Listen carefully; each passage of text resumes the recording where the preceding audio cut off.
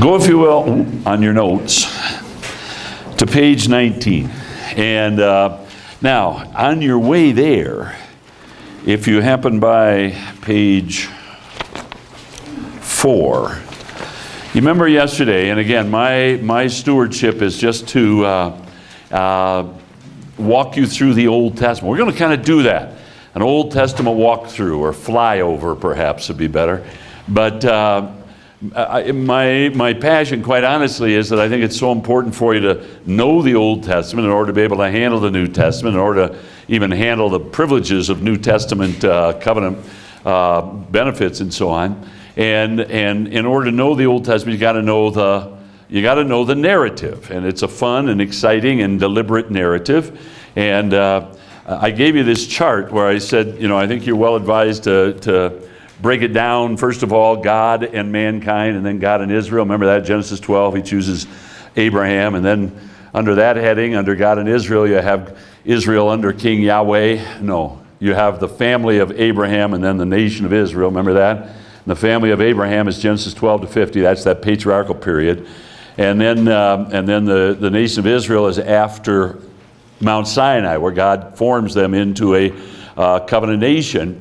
And then the covenant Israel as a nation, you can break down into, first of all, Israel under King Yahweh, because there is a theocracy until God determines to send Israel off to Babylon, Judah off to Babylon, and then you have Israel under Gentile rulers. And I give you on the back of that page 3, that chart we went over on the back, I give you an outline. Now that outlines what we're going to be following. And I've fleshed that outline, and I have 7 periods of Old Testament history. Maybe we ought to eyeball them real quickly.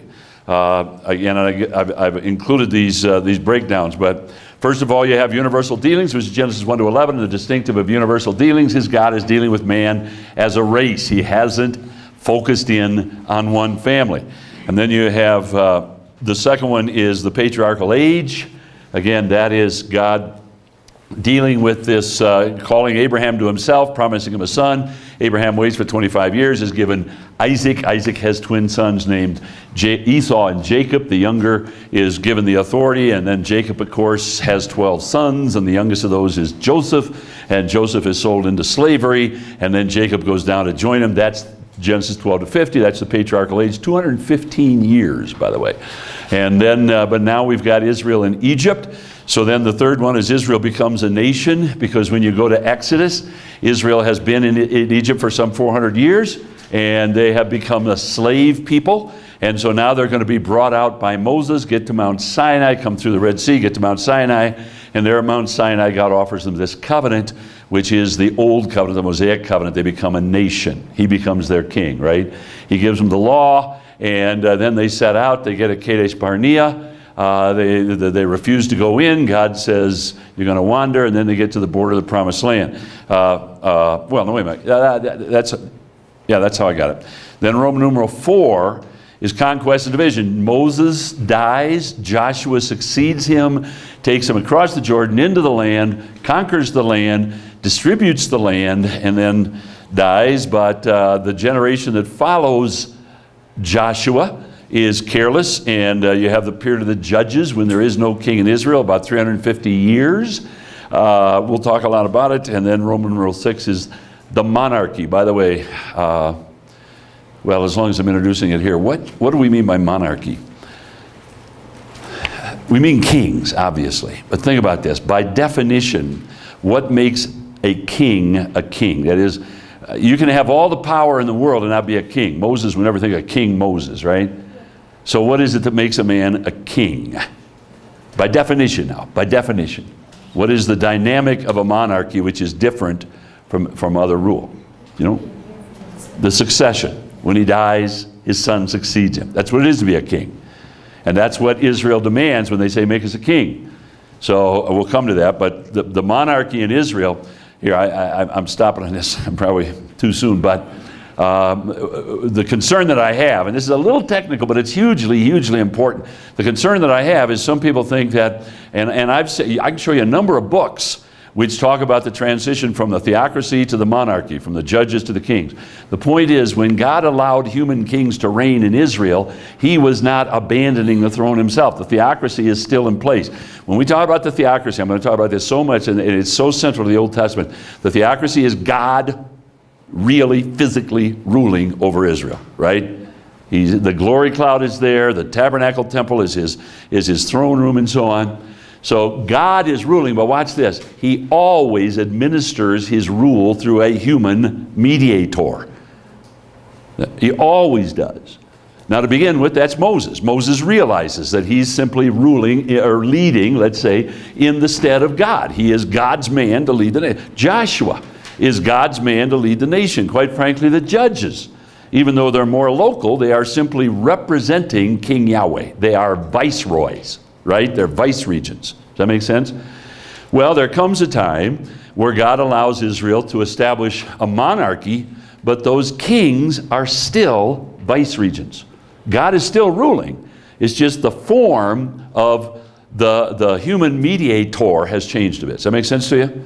So when we come to the monarchy, it doesn't mean the theocracy is not still in place. God is still ruling, and he expects those kings to realize. All right, now I should say this later on, but do you recall the most famous reign? No, do you remember? I always think.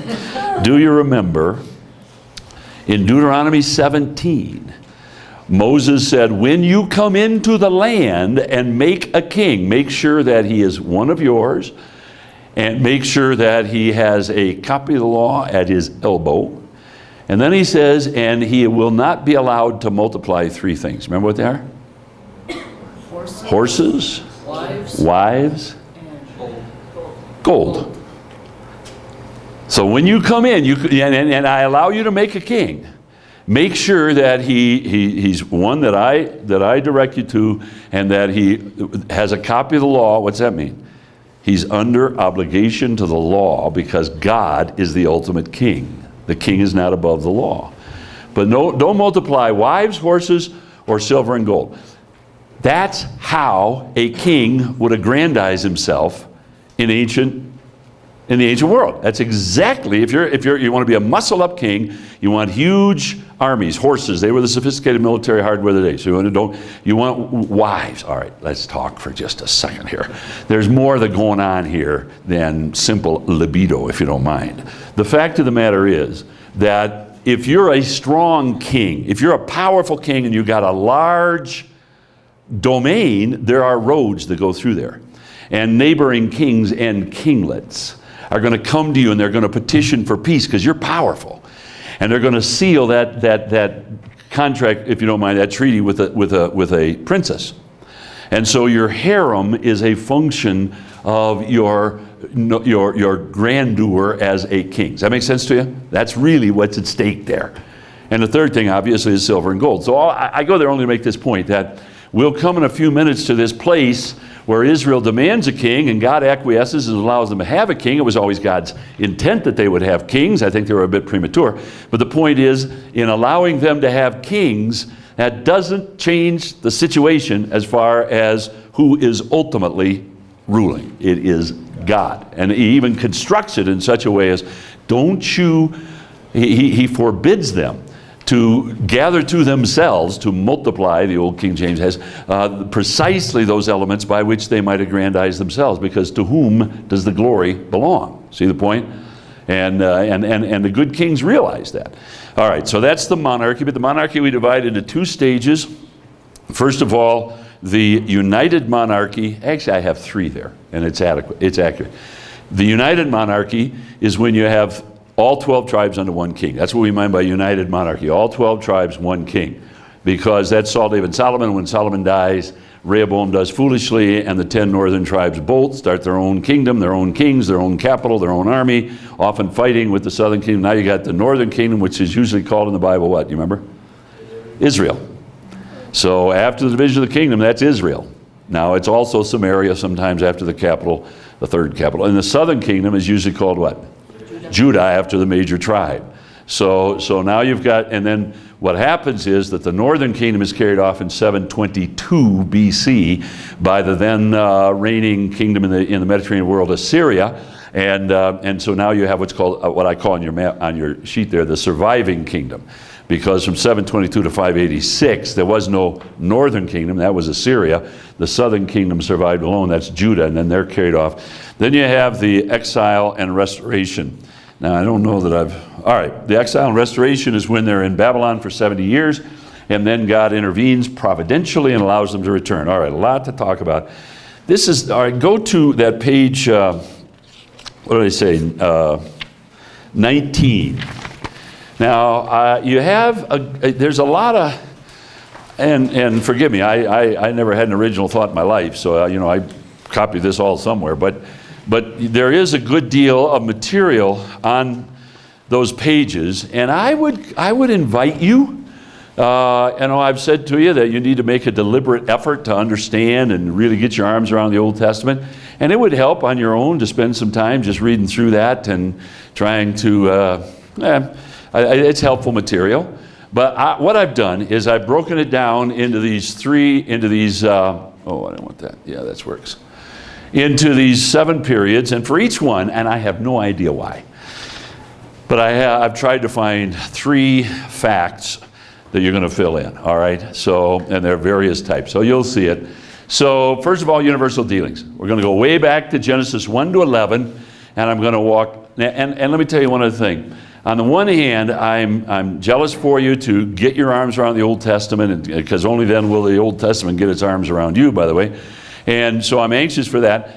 But I'm also very deliberately trying to prepare you for Doug Petrovich, who's going to come, and he's going to focus in on certain eras and deal with some archaeological finds and the way in which those archaeological finds so marvelously vindicate the record of Scripture. Now, we've been over this before, but so I'm going to kind of park on those. You'll be hugely advantaged if you can put in proper historical context what he's talking about. Does that make sense to you? And I'm hoping this will help.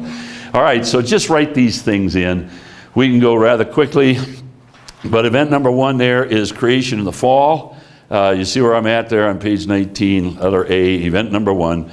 Creation in the fall, and not a lot to say about, I mean, all sorts of things to say, but you know, it's interesting that look at Genesis 2, verse 4, just real quickly, if you have your Bibles. John MacArthur used to come to chapel often when I was at Masters, and he would often say, if you have your Bibles, and if you don't, may God have mercy on your sin-sick, shriveled up soul. I can remember him saying that. So maybe it applies this morning, I don't know. But, you know, there are many who have challenged well, they have concocted really, really ignoble and destructive theories about the book of Genesis and the early chapters and so on, based on the fact that there are supposedly two creative accounts. But actually, and Doug can actually, I've been going to school on Doug on this lately, but there are in the book of Genesis these 11 times where you have reference to Toledot. And I think it's fair to say that Moses, think about this. Moses, have you ever thought about this? Moses is writing the Pentateuch around 1400. So let's go with my really, really conservative date for creation of 4,000. 2,600 years of human history have already happened. When Moses writes Genesis, he's writing history. When he writes Exodus through Deuteronomy, he's writing his diary, right? He's born in Exodus 2, and he dies in Deuteronomy 34. So he's living Exodus to Deuteronomy. He's writing history. Well, where do you get that? And I know that, it could be that he sat in a rock and God just whispered in it. It could be. I don't think that's normally how God works, but even in the production of Scripture. But I would argue that there were some oral tellings of history. All right, I got to keep going, Bookman. But folks, we think that the only way to preserve anything is to write it down. Most of human history operated on precisely the opposite assumption. Amen. that if you didn't memorize it, you was probably going to get lost.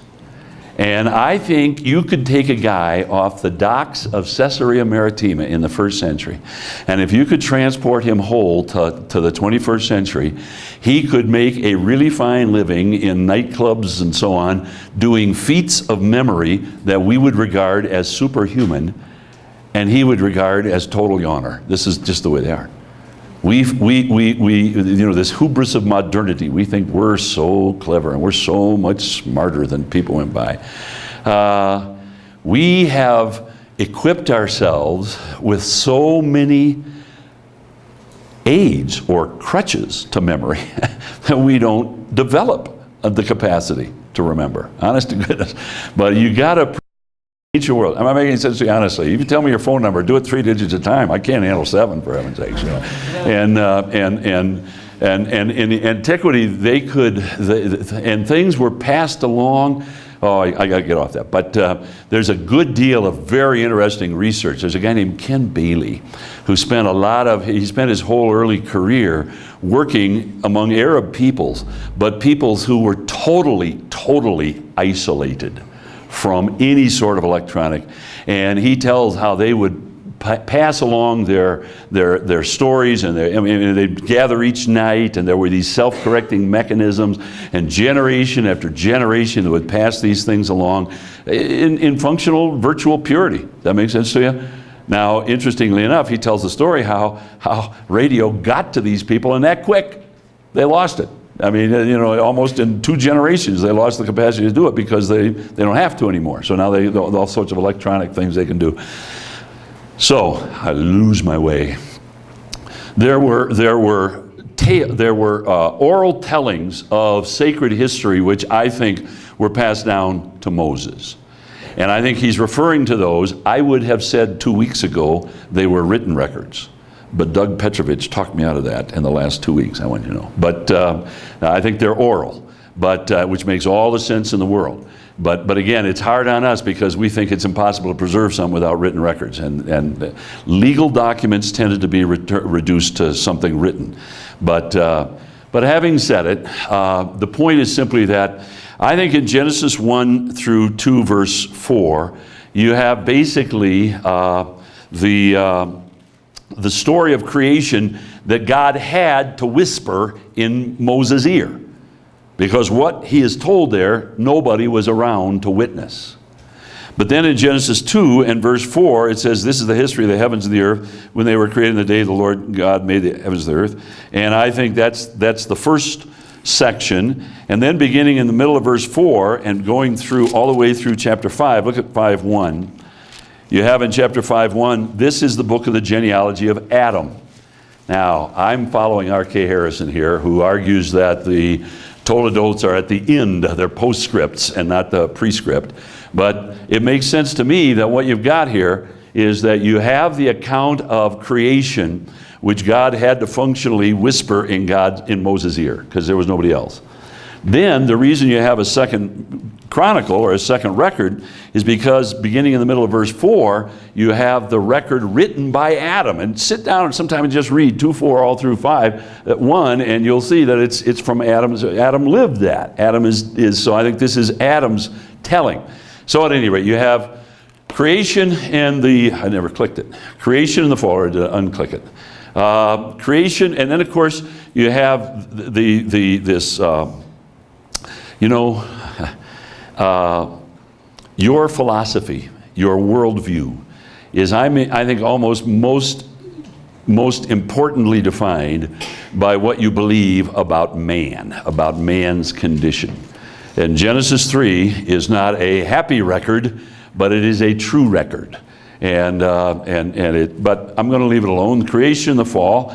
And then you have the universal flood, number 2, if you'll jot that in. I got a lot of stuff here, but I'm rather deliberately heading for the stuff that will be germane to what Doug's going to be talking about. So the universal flood, which I believe was universal. I said to a smaller group last night, we were talking, and I said that so many of the issues which seem unanswerable as far as geology and so on, if you insinuate a universal flood and the dynamics, the physical dynamics of that flood make all the sense in the world.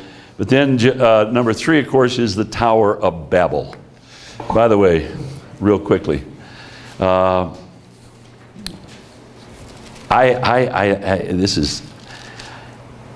was teaching, I love to teach the book of Revelation. I was teaching the book of Revelation, and something really hit me.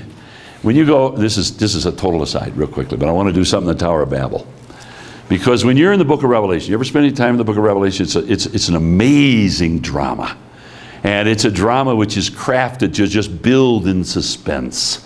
And by the time you move forward, and it's just crafted in such a way that it just almost takes your breath away.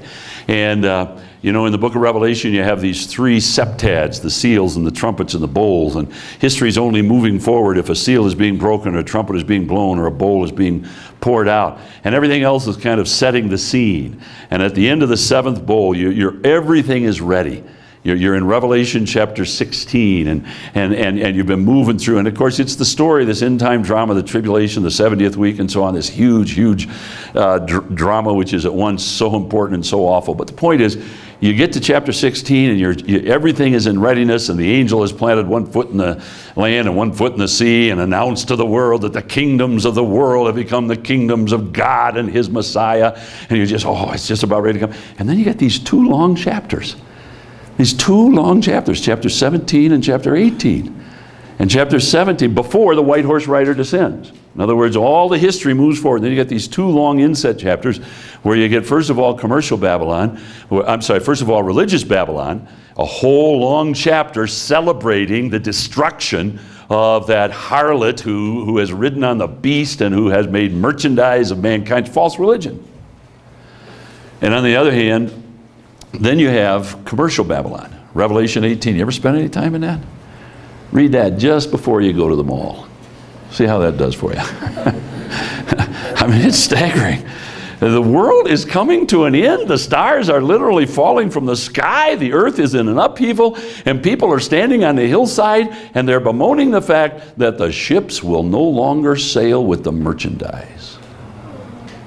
That's what, now, where am I taking you? I think there's a deliberate inclusio here. I believe this with 2 or 3 fibers of my being. You know what I'm saying? But so you can maybe talk me out of it. But I think maybe there's a very deliberate thing here, because in Genesis, in the Tower of Babel, what happens is that man emerging from the ark is commissioned to overspread the earth with God-honoring culture and so on. And they resist that, and they say, let us make us what? What do they make? A city and a tower. The city is commercial Babylon. The tower is religious Babylon. And I think that the Tower of Babel is to human culture what Genesis 3, the fall of man, is to humankind. You want to understand the essence of the cosmos, the wicked system that Satan has devised, and which grips the heart of man. It's the city. You know what the city is, folks? Oh, I'm preaching, but I shouldn't be doing this. But it's the notion that what this world has to offer can satisfy.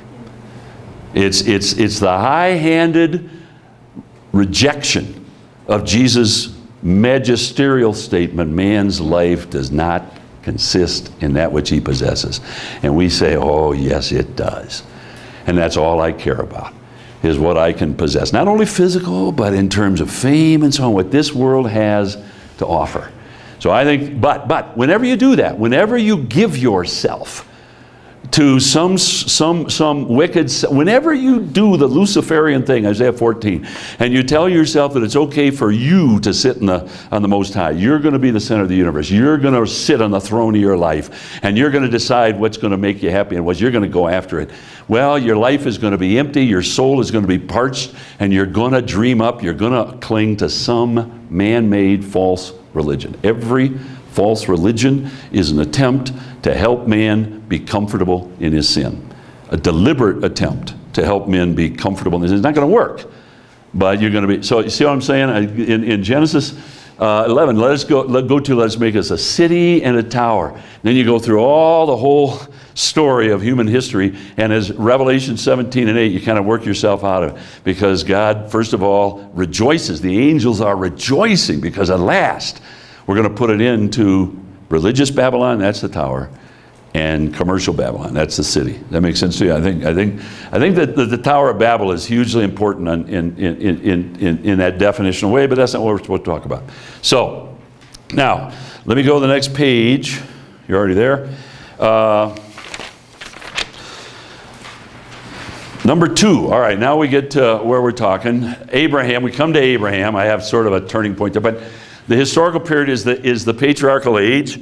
And we've talked a good deal about this, but the patriarchal age is that period from Genesis 12 to 50. That's what we're talking about here. And I give you a lot of notes about it, or some, I don't know about a lot, but at any rate, and of course, and what I'm going to, the 3 great patriarchs. I'm after 3, so I leave Joseph off. He's not quite a patriarch, but the 3 are Abraham, Isaac, and Jacob. Now, folks, I know you've had these stories since, in Sunday school and so on. They're very important. Sort it all out. I appreciate what Clayton said last night, that you can kind of reduce Genesis to God making covenant with man. Now, God had given, now watch this, God had given a promise. I should have spent time in this. But back there in Genesis chapter 3, Clayton had us there last night. Back in Genesis chapter 3, God, after man, as soon as man rebels, God sets out to redeem. And so man sins, Adam and Eve sin, and God comes, and in the business of pronouncing curses, and specifically pronouncing a curse upon Lucifer, God makes the primordial, what we sometimes call the proto-evangelium, the first breath of gospel truth, where he says that God he says to Satan, all right, this is what he says. He says to Satan, God talking to Satan, and God says to Satan, to Lucifer, I am going to put enmity between your seed and her seed, between your seed and the seed of the woman. Now, what does he mean by that? I had a theology prof who insisted, actually I didn't have him for theology, but he was a theology prof, he was a dear friend of mine. But he insisted that basically what that meant was that women would forever be afraid of snakes. I think there's more going on there. and I think what it means is, look, Eve took the initiative. We won't get into that, the woman thou gavest me, but Eve took the initiative. And therefore she becomes the center of the conversation.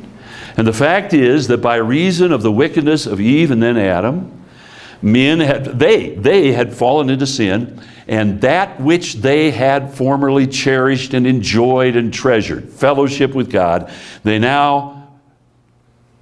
were fearful of God. They were fleeing from God. And that, in other words, what does sin do? It so distorts your consciousness that you cherish that which is destructive and you despise that which you ought to cherish.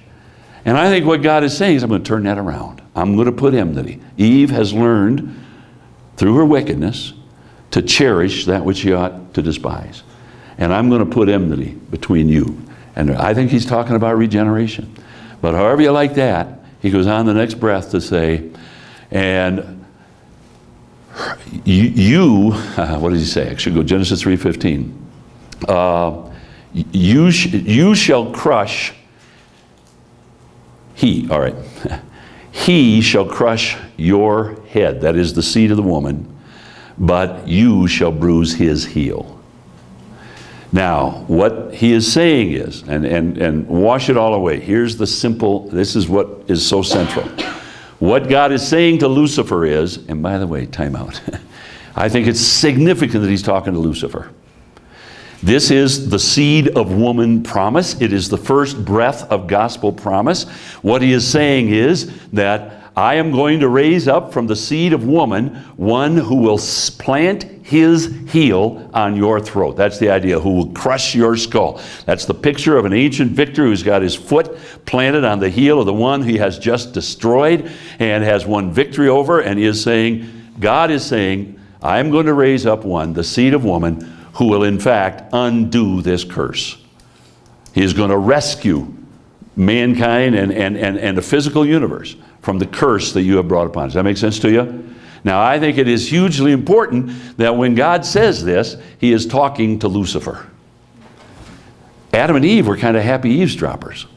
I think their heart leapt. I think because they had no hope. And now God says, no, I am going to raise up this one, this seed of woman, who will in fact destroy the tempter.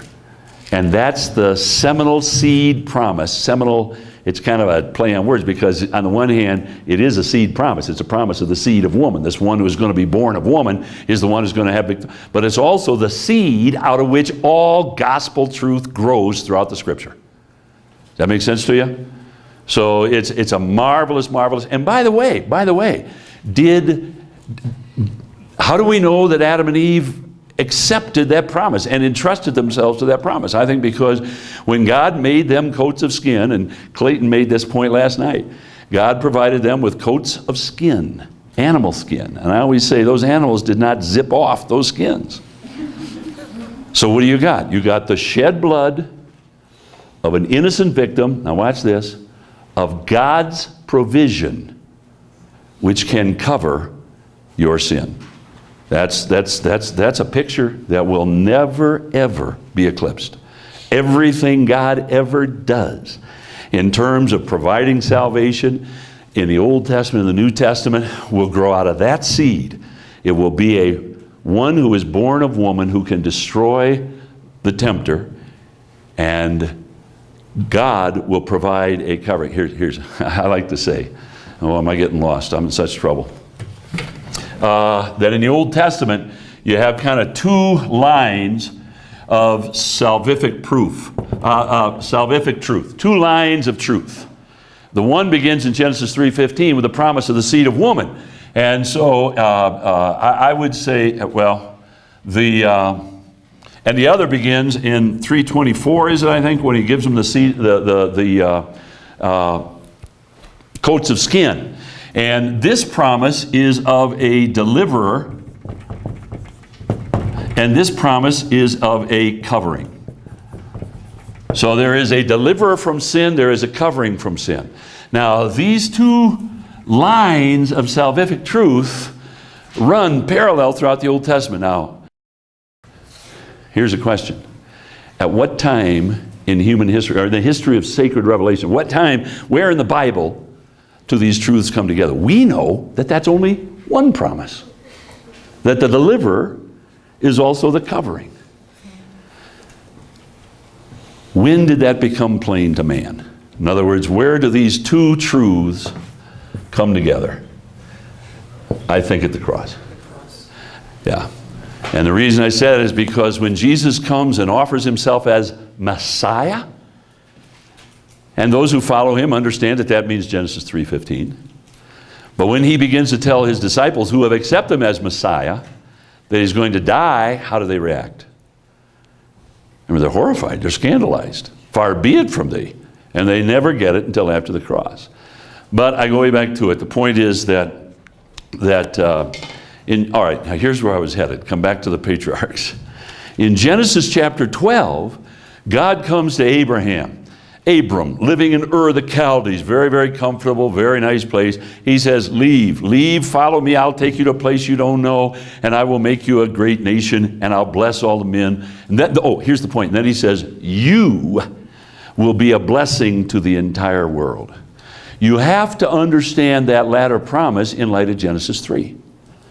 I think Abraham, at least as he came to faith, wherever that is, he realized that the blessedness that he was going to offer was that promised seed was going to come through him. Now you remember that one of the big stories in this narrative of the patriarchs is who is going to possess the line. With Isaac, it's what are we going to do? I have a very special promise, and that promise has to do with the salvation of men. But I don't have a son. Maybe it should be my servant Eliezer. Maybe it should be Ishmael. And God keeps saying, no, it's going to be from your loins. And so God finally gives him a son when he's 100 years old. And Isaac is born. And then when Isaac has these two twin sons, what's the debate? Who gets the line? Who gets to inherit that promise? And I think what makes it the more dramatic, you got the clan thing going on here. You got the person who's going to rule over the clan that we talked about before. But more fundamental, I think, and basic and unique. This is the only family in the world that can worry about this, that we're the line through whom that promise of Genesis 3 is coming. Does that make sense to you? So this Abrahamic covenant, which God makes with Abraham and reiterates in Genesis 15 and Genesis 17 and makes with Isaac and then Jacob. The last time the Abrahamic covenant is actually officially reinforced, if you don't mind, is when Jacob is about to go down to Egypt. Remember, Jacob has discovered his son Joseph is in fact alive, and he is an old man. Jacob is going to go down. He gets to Beersheba, and God comes to him and says, you go, but that promise is still good. Does that make sense to you? So the real heart, this is what Clayton made the point last night, of Genesis is this Genesis 12:50, the Abrahamic, the patriarchal age and so on, is is this communication of the promised line. Now, I don't have a great deal in your notes, and but if you look, it's very brief, but on page 21, under Jacob, whose name is going to be changed to Israel, right? Everybody knows that Jacob is going to wrestle with God, the angel of the Lord, and his name is going to be changed to Israel. And so when we talk to the 12 tribes of Israel, they're the 12 tribes of Jacob, his 12 sons by 4 wives, and so on. I kind of hurry past that. It's in your notes. But let me stop on something that's hugely important for what is going to be talked about in a little while, because understand this, 2 things. The number one, when Joseph is sold into slavery. You remember this story. The 10 older brothers are jealous of him, well, at any rate, Joseph is sold into slavery, and he's carried off to Egypt, and he demonstrates such remarkable character, and as a result, he's exalted. And of course, he's in prison when remember this for a couple of minutes, or a little ways down the road, but remember how Potiphar's wife has eyes for him, and he flees, and she accuses him wrongly, and so Joseph is thrown in jail. By the way, there's very little evidence of jail in antiquity. Very little, but the one place where we do have it, am I not right, Doug, is in Egypt. There are evidences of jail in Egypt. And think about it in the law. You could get beaten. Not all that bad an idea, by the way. Okay. We're so sophisticated and we think, oh, we're so smart. We don't believe in that's too barbaric, so we have invented a prison system. Think how well this works. But at any rate, you could be beaten. You know, if I were to, I'm wandering. One of the criticisms against the Bible again and again is that it seems to endorse slavery. It endorses that there is some slavery that is a function of victory over another. But what the Bible talks about a great deal is what's called indenturement, which really makes a lot of sense. If I've indebted myself to somebody and I can't pay it, then the judge can say, all right, your labor is worth $100 a year, and so work for that man for 5 years, you owe him $500, and there you go. That's how you work it off. Now, I'm an investment. And by the way, oftentimes they would be, you might say, well, you know, he's worth $100 a year to me, but I don't really need him, so here's a guy over here, I'll sell him to him for 80. So I get money back, now I'm working for another guy. But it may be that the reason I got into such debt in the first place is because I'm a lazy slob and it's hard to get me up in the morning, and I'm an investment. And a couple of good canings across the back would probably get me up in the morning. Honest to goodness. Maybe we sound a little barbaric and we're so sophisticated and so on, but that's the way it was in the Bible. You could get beaten, you could get fined, or you could get executed. That's pretty much all there was. There was no jail in the Bible. Now, I say, I'll just make the point. Joseph was cast in jail, and there really is not a lot of that in antiquity, but the one place where it was is there's archaeological evidence that it was used, jails were used in Egypt. But anyway, to the story. Joseph is cast into prison, and then there are a couple of fellows there with him who have dreams, and he interprets the dreams, and the dreams come true, and now the Pharaoh has a dream, and might I say, I think I've said to you before, but these dreams are not what you had last night, okay? These are revelatory dreams. They are given by God. They are an experience that burns itself into your consciousness. You are more awake than in waking reality when you have one of these dreams, and that's what the Egyptian Pharaoh had, and he was desperate, and Joseph interprets the dreams about the 7 years of plenty and the 7 years of famine, and therefore he is exalted and so on. And now you have that marvelous, marvelous story where, all right, Do you remember the story of Joseph's reunion with his brothers? This is good for counseling. Remember how his brothers come to buy grain. He realizes who they are. He doesn't, but he accuses them. You're not really brothers. You're down here you're sneaking around to invade us. And so, no, we're really 12 brothers. So he figures out those are my brothers, and he keeps behind one of the brothers, and then he sends them home. And now they run out of grain again. Of course, Joseph knows how long this famine is going to last, and so he sends them home. And now they come back. And they have Benjamin with them. Benjamin had stayed home. And Joseph contrives to have a very important piece of royal, it's a cup, but it's like a scepter. And he has that put in Benjamin's bag. And then, of course, they set out. And Joseph sends the soldiers, and they say, you've stolen something. No, we didn't steal anything. And they open the bag, and there it is. What's Joseph doing? I think this is one of the most amazing. What's he doing? Why did he do that? I think it's because Joseph desperately loved his brothers. He desperately wanted to be reunited with his brothers, but he had a concern even greater than his own personal relationship with his brothers, and that is his brothers' relationship with God. And he wanted to know if the same spirit of jealousy which had compelled them to be rid of him was still in their hearts, because you see, Benjamin was the only other son of Rachel.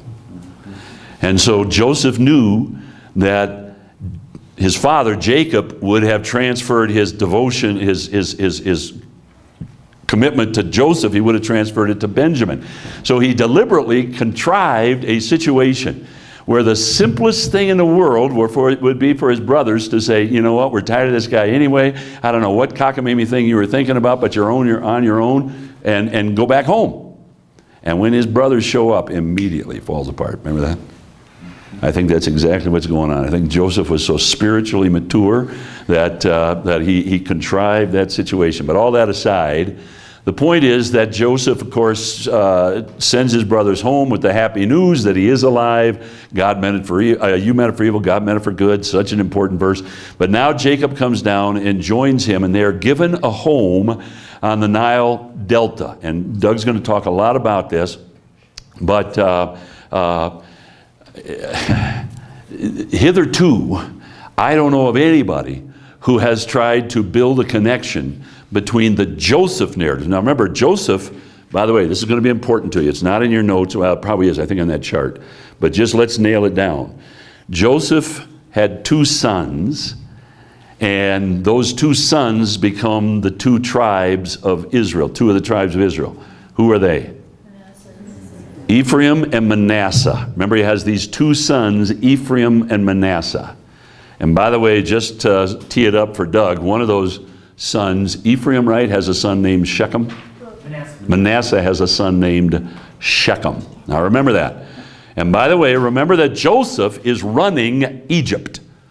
And remember the story. I want to make sure everybody understands that he interpreted this dream of Pharaoh by which he saw that Egypt was going to suffer 7 years of awful famine. And Joseph begins to make, 7 years of remarkable plenty, where he's going to, and Joseph, but those are going to be followed, who could tell this except for God, by 7 years of crippling famine. And therefore, Joseph is going to be used by God and by the Pharaoh to prepare the land for the famine. And he's going to build huge storehouses and buy up grain and so on. Now, Doug's going to talk to you about that, but remember, we're talking the end of the patriarchal age, when Israel had newly arrived in Egypt. All right? All right, now let's go further. I'm really in trouble now. The next section is, if you go to page 22, is Israel becomes a nation. Now, again, it's interesting and instructive, I think, that whenever Israel leaves the land, the spotlight of sacred history kind of grows dim. In the Bible, there's this remarkable connection between Israel and the land. That's where she belongs. But what happened is that by reason of the famine and by reason of the happy news that Jacob's son Joseph was yet alive, Jacob took his little clan of about 70 people down to Egypt. I don't think it was wicked. it may have been wicked for them to tarry there for 430 years, but they very much get to feeling at home in Egypt. So they're well received there. They're given a certain plot of land which is good for shepherding. And because the Egyptians, of course, are farmers, they grow wheat. It's the breadbasket of the world. So Israel becomes a nation. And here are the three great events in the life of Moses. Number one is the Exodus. This is a familiar story. But remember that Moses, I think it just as a kindness to students in the 21st century, lived his life out in 3 equal increments of 40 years, right? He was making it easy for us here. So for 40 years, he was there being trained to be the next Pharaoh, I believe. He had been rescued rather knowingly from the bulrushes by this daughter of the Pharaoh, whose name is Hatshepsut, by the way. And Hatshepsut is a curious phenomenon in history. She is the only woman to ever rule as Pharaoh in Egypt. We know her quite well. She not only, I won't get into it. I'll leave it to Doug. But suffice it to say that she had a competitor. His name was Thutmose III. And Tut III, if you don't mind, Thutmose, Doug will pronounce it the way it's supposed to be pronounced, but am I close? But Thutmose or Thutmoses, but Thutmose III wanted to be the Pharaoh, but Hatshepsut was able to seize the throne, and she ruled for some time independently. And I better not try to get into the narrative, but suffice it to say that I think it was because of the fact that Moses knew that his stepmother, his adopted mother, if you don't mind, was in fact intent on making him the Pharaoh, or at least contriving a situation where she would legitimize her rule through her adopted son. But Thutmose III was anxious to have the throne, and Moses knew that he had an enemy. I think this is why when Moses slew the taskmaster, remember that? And you go to Hebrews 11, and I don't think it was just a momentary pique. Moses was anxious. All right, let's back way up. Moses had a promise. You've got to understand this. I didn't spend any time with it. But in Genesis 15, there's a remarkable passage. God, first of all, gives Abraham the covenant in Genesis 12. In Genesis 15, because of Abraham's staggering faith, because it's been 15 years and he hadn't had a son yet, so God came to him and he made him a promise. Matter of fact, this is when he cut a covenant. Take some animals, cut them down the middle, walk through remember this? Abraham in vision saw, the Hebrew word for covenant is berit. It means cutting. In antiquity, this is what you would do. If I wanted to buy a piece of property, we would take an animal, we would slice it in two. The one I was buying the property from and I would walk through the pieces. As we walked through the pieces before witnesses, we would recite the terms of the sale and so on. And this is what it was to cut a covenant, a blood covenant, because what we were doing functionally was saying, if I don't live up to my part of the covenant, do to me what we just did to the animal. So this is very common. So God comes to Abraham and he says, take animals, cut them in two. But Abraham doesn't walk through the pieces. There's this burning torch, this light which represents God, which is a theophany, which more than represents God. It's God in physical form there. But the point is that God promises him, reaffirms the covenant. But then in that passage, God makes a promise that he never makes anywhere else in Genesis. That one place he says this to Abraham. Your descendants are going to go into a land which is theirs. They will suffer, but after 400 years, I'm going to bring them out. Moses knew that. That's the promise he was embracing. And he could do arithmetic. And he knew that those 400 years were almost up. And I think he was hoping that perhaps God would use him in that slaying of the taskmaster and so on. The people would rise up and they could actually, he didn't know how God was going to do it, but he thought, given what he's done in my life, I'm very possibly the tool, but it wasn't God's time. And so Moses has to flee because he has just revealed his allegiance to the people, to his own people. And he had armed Thutmose who could put him out. And so Moses flees. And he's gone for 40 years, and then you have the burning bush, and now Moses comes back, confronts Pharaoh. You have that huge drama. Pharaoh's heart is hardened. Oh, how I'd like to talk about that. But Pharaoh, God is, you know what, let me just say this. We stumble over that Pharaoh's heart is hardened. And you know why, I think, primarily? Because, and by the way, it's in Exodus 7 to 12. And there are 10 plagues, and every plague makes the point, Pharaoh's heart was hardened. It might say his heart was hardened, or it might say God hardened his heart, or it might say Pharaoh hardened his own heart. But it makes, that's what's going on there. This is a really seminal passage. And so we ask the question, did God harden Pharaoh's heart, or did Pharaoh harden his own heart? What's the answer? Well, yeah, both. Yes. That both says. It says God hardened his heart. But we say, well, how can that be? Well, when we think of God hardening Pharaoh's heart, we tend to think that it means that God just supernaturally went bzzz, you know, and Pharaoh was just doing his own thing. And all of a sudden, you know, like Moses comes and said, let my people go. And Pharaoh's sitting there on his throne. He says, well, they've been here a long time. Maybe there's something to be. Nope, they're not going. You know, and like I just bzzz, and all of a sudden I have no. Well, we know better than that. And I always say, I don't believe morally that God would bzzz a person's heart into hardness. But here's the point. If God could do that, I suppose it's within his omnipotent power. I don't think it's within his moral universe. But if he could do that, could man do that? Could I do that to another person? And yet, do you remember that there's a prophet who is given the explicit command to make the heart of this people fat so that they won't hear? That's Isaiah 6. Well, how could Isaiah make people's heart fat? By going back with the same message again and again.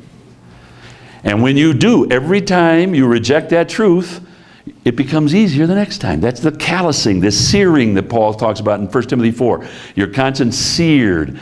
Remember what he says, having your conscience seared, and the word seared there in 1 Timothy 4 is our word cauterize. And it's like you cauterize the nerve ends, so you just don't feel it anymore. And that's what happens when you deny the truth. Now the fact is that I always think, you know, there's a lot more going on in the Exodus than getting Israel out of Egypt. This is the big thing. And because God had said to Pharaoh in Exodus chapter 9, he had said, I am going to get me glory upon you and your armies. And God knows how to use the hardness of men to glorify his own name. And what happens quite simply is that God, you know, I always think if all God was trying to do was to get Israel out of Egypt, why not start with the 10th plague? You know, that probably would have done it right there. But he starts with these lesser plagues. And it's interesting that in the early plague, he even contrives a plague for which the Pharaoh's magicians can provide some sort of a horribly weak-kneed counterfeit. So that if Pharaoh is looking for an excuse, there's one available. Now, can Pharaoh be held accountable for rejecting God's claims? Absolutely.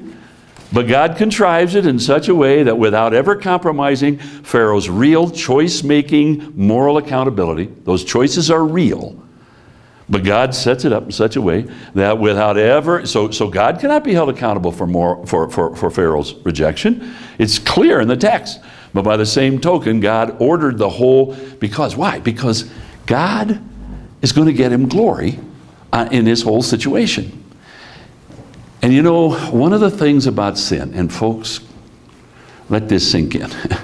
One of the biblical truths that is so important about sin is that sin makes you stupid. It really does. And you all know somebody whose life was just absolute, and people around him, and you're saying for some little tiny wicked bauble, and you're saying, what were you thinking? Sin makes you stupid. You cling to sin, and you just lose all moral sense of direction and priority, and you just do things that are cosmically, destructively stupid. Well, think about this. Just think about this. You got these 10 plagues. The 10th plague is the death of the firstborn. By the way, I have one son. I am the oldest. I have one younger brother.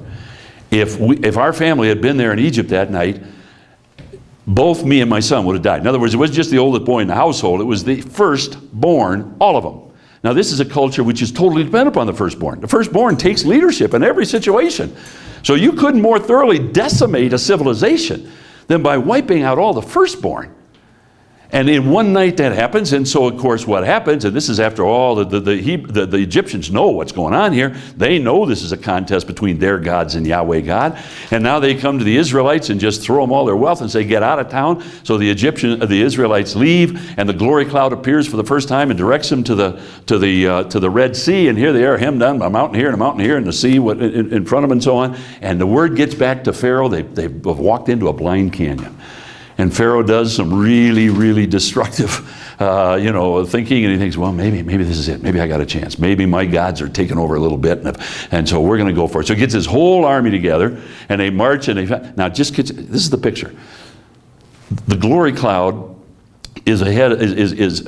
What happens is, as the Egyptians approach, the glory cloud lifts up and settles in over them, so that they can't see anything. So for a whole night, they're bumping into things because this supernatural cloud has descended upon them. Seems like somebody would have thought, there's something at stake here, Meanwhile, the light of the glory cloud is enabling the Israelites to cross over the Red Sea. So now comes the morning, the glory cloud lifts up, I'm Pharaoh, I look over there, there's a wall of water there, there's a wall of water there, there's dry ground where the sea ought to be, and the last Israelite is scurrying up yonder shore. And Pharaoh gives what is the most cosmically stupid command in human history. Who does this? Who sends his army? I think that was probably the most timid giddy-up you ever heard, you know what I'm saying, on the part of those charioteers, what are we thinking about? And now the water comes down. Now, the point is, if the 10th plague had been the first plague, Pharaoh would not have so thoroughly hardened his own heart that he would do that sort of cosmically stupid thing. And 400 years, 1 Samuel 4, we talked about this last night, the Ebenezer passage, 400 years later when the Israelites wickedly take the Ark of the Covenant into battle and the Philistines on yonder hill realize what's going on. You remember what they said? This is 400 years later. Woe to us, because this is the God who slew the Egyptians in the wilderness. 400 years later. Does God know how to get glory? Yes. On the basis of man's wickedness? See the point? So there is so much more. I keep saying the Exodus is about more than getting Israel out of Egypt. It has that net effect. Well, what did I believe? A clicker somewhere here. This is my story of my life, distributing my personal effects liberally across my life. All right, secondly is the covenant of Mount Sinai. Now, we've talked about this, but for 11 months, the nation of Israel is there at the foot of Mount Sinai. Moses is taken up into the mount. He is there for 40 days. By the way, during those 40 days, he eats and drinks nothing.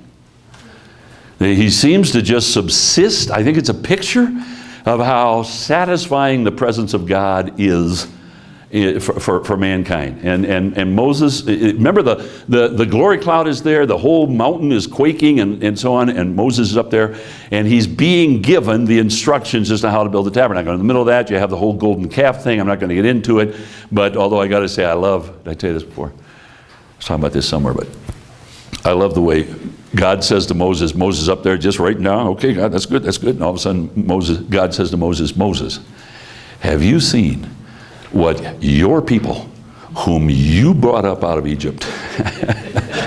Remember when your wife called you from at work, and can you believe what your son has done?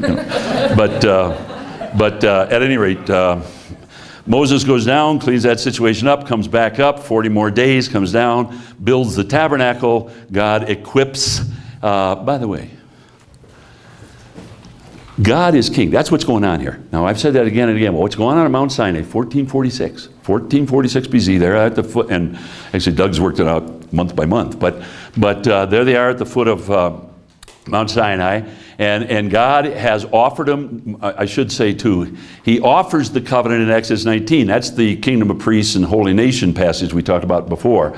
And Israel accepts that covenant, and then Moses takes the blood of an animal and sprinkles it upon the people. That's the cutting of the covenant.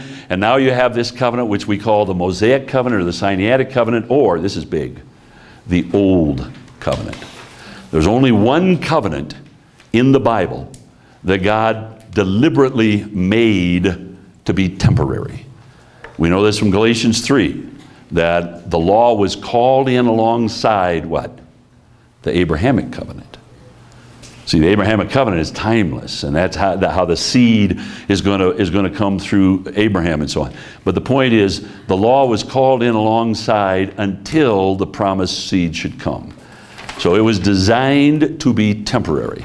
That's the old. This is what in Hebrews 8 and verse 13 we're told that which is old, that which has waxed old has become obsolete and is ready to pass away. That's the old covenant. That's this law. That's that God is, this covenant that God is forming here at Mount Sinai. This is what Jesus meant when he said, I didn't come to destroy, but I came to fulfill that old covenant. Does that make sense to you? So the old covenant is being framed here at Mount Sinai. And so what I was going to say is this, that Moses, okay, they accept the covenant, Exodus 24. Exodus 24, they accept the covenant is cut, the sprinkling of the blood. Now Moses goes up, receives instruction, 40 days down, 40 days, comes down. The people give their wealth and so on, the stuff what the Egyptians threw at them. And now they have to build a tabernacle. But there's a real problem. And that is, to build a tabernacle involved a lot of technical craft. They needed artisans. They needed people who could work with silver and gold and glass and metal and fabric and wood and so on. And they were good. They were real good at mud bricks, but nothing else. And so something happens here that is so descriptive. I said descriptive. And that is that King Yahweh equips two men, two of my favorite guys. Do you know who these guys are? They go to bed one night and they are doofuses like I am, and they get up in the morning, I like to say, and they are Norm Abrams. I don't know if you know Norm Abrams, but I like carpenter. I can't do it, but I watch reruns of Norm Abrams, you know, my second favorite Jewish carpenter, I like to say. But the point is that he's a carpenter on TV. But honest to goodness, what happened is these guys, they didn't, two things. Number one, they didn't train. There were people in the world who could do all these things, but they had spent years apprenticing. And by the way, they were in guilds and they kept it very secret. But now here is all of a sudden, Holiab and Bezalel get up, and the Bible says that they are artisans and craftsmen in every conceivable way. And they were teachers. They could teach others. So the point is that King Yahweh had something he needed done in terms of his rule, his kingdom, and he needed individuals. By his Spirit, he empowered certain individuals so that they could do that. Does that make sense to you? This is what we call sometimes a theocratic anointing. Is real big throughout this period. And they build the tabernacle. And now here's the other thing, by the way. This is important. God didn't give them the power just to go bzz, bzz, bzz, and there was a tabernacle. They had to do it. They had to go out and get the wood and cut the wood. And you know what I'm saying? But they had the capacity to do it. Most of the time, the theocratic anointing, it empowers men in rather mundane ways. But I'll come back to it. So they build the tabernacle, and God moves in, and then he gives the law. And then in Numbers chapter 11, remember one of the rules was when the glory cloud goes up, break down the tabernacle. The tabernacle was a portable temple. It was more than that, really. Yeah, it was that, but it was a portable throne room. That's what it was. It was King Yahweh's throne room. So you would break it down, and they set out. And of course, what happens is I say they're to the border of the promised land. Now there's a lot here. It's in your notes. I think you remember it. But Moses is leading them. All right, this is what happened. This is really important. Moses brings them, and I give you a map, don't I? What page are we on here? He gets them. Oh, you know what? You know what? Have you noticed that my graphics got rather turned around? So things are upside down and reversed and so on. But actually, this one is right at the bottom of page 24. What do you know? But all I want you to see is that they leave Egypt, and there are different debates as to exactly where Sinai was, exactly what the route. But they've been given the law. They've been made a covenant people. They've accepted that. Yahweh is leading them as their king. They've been given their law. And now they get to Kadesh Barnea, and you need to understand this. At Kadesh Barnea, they have arrived. This is the promised land. This is the border, the southern border of the promised land. And so what's next? Conquer the land. But the people come and they say, well, now wait a minute. We don't want to just go charging in. So let's send spies and see what it's like. This makes sense. So we're going to spy out the whole land. And there are a lot of kings and kinglets in this land. And a lot of it is very, very difficult land. So let's send in spies. So 12 spies go in, 10 come back, and they say, Ixnay on the Conquest, right? I don't know. But they say, we're not going in. We're not going in. And the 10 of them, the other 2 are Joshua and Caleb. And this is significant. They say, and they're mounting a sedition. They want to put Moses to death and raise up somebody else.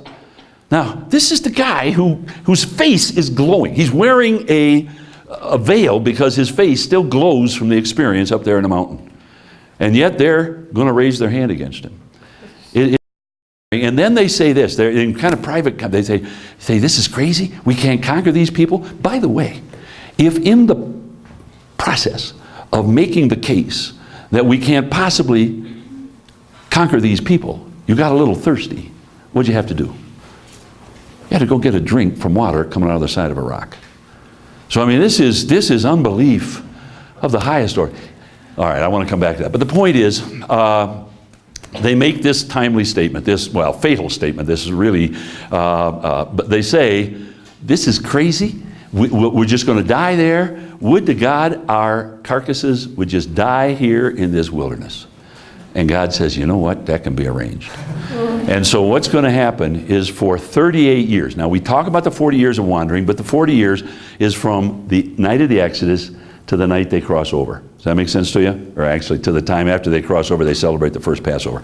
So this is a trip which should have legitimately taken them about 2 years, because you're going to have the 11 months at Sinai and all that sort of stuff. So it should have been about a 2-year march to Canaan. And they're there. They're about 2 years in, and they're at the border of the promised land, and they say nothing doing. And so God says, all right, the trip that should have taken 2 years is going to take you 40 years, because for 38 years you're going to wander about, and they're not bumping into things. The point is that all they're doing is burying their dead, because the generation, everybody who was 20 years of age and older, on the night they crossed the Red Sea, is going to die in the wilderness. I always think of that guy that had his birthday that day. But the point is, honest to goodness, they're going to bury about 80 people a day. If you take the biblical figures, there's about 80 funerals a day for 38 years. But what happens is that a generation is raised up who actually, now let me go back to my statement about unbelief. Folks, the real issue was not that they couldn't trust Yahweh. It's that they loved the wickedness of Egypt. Folks, hell will be full of one kind of person, and that's the person who loved his sin more than he loved what he knew to be the truth. This idea that men stumble into hell because they didn't know any better is a biblical fiction. I mean, given the Bible, it is a total fiction. Does that make sense to you? And the Bible makes a big case of this, that these people loved Egypt, and immediately after the tabernacle is built, Numbers chapter 8, you remember Moses is setting aside Aaron as the high priest. And Aaron goes out there. It's kind of an interesting scene. I'm backing up a little bit, but I'm trying to make a point. They set up the tabernacle, and Aaron's going to be the high priest. And it's a little dodgy because he's Moses' brother. You know, it looks a little nepotistic. And so just to put God's seal on it, he says, all right, Aaron, you go out there and you put the lamb on the altar, and picture this. Here's the glory cloud behind me in the tabernacle, and I'm standing in front of the altar, and here's the glory cloud, the sacrifice, the animal, and the glory cloud opens up and fire comes out and consumes that sacrifice, as if to say, God's accepting this. Well, it seems like the next day, 2 of Aaron's sons come and they offer strange fire on that altar.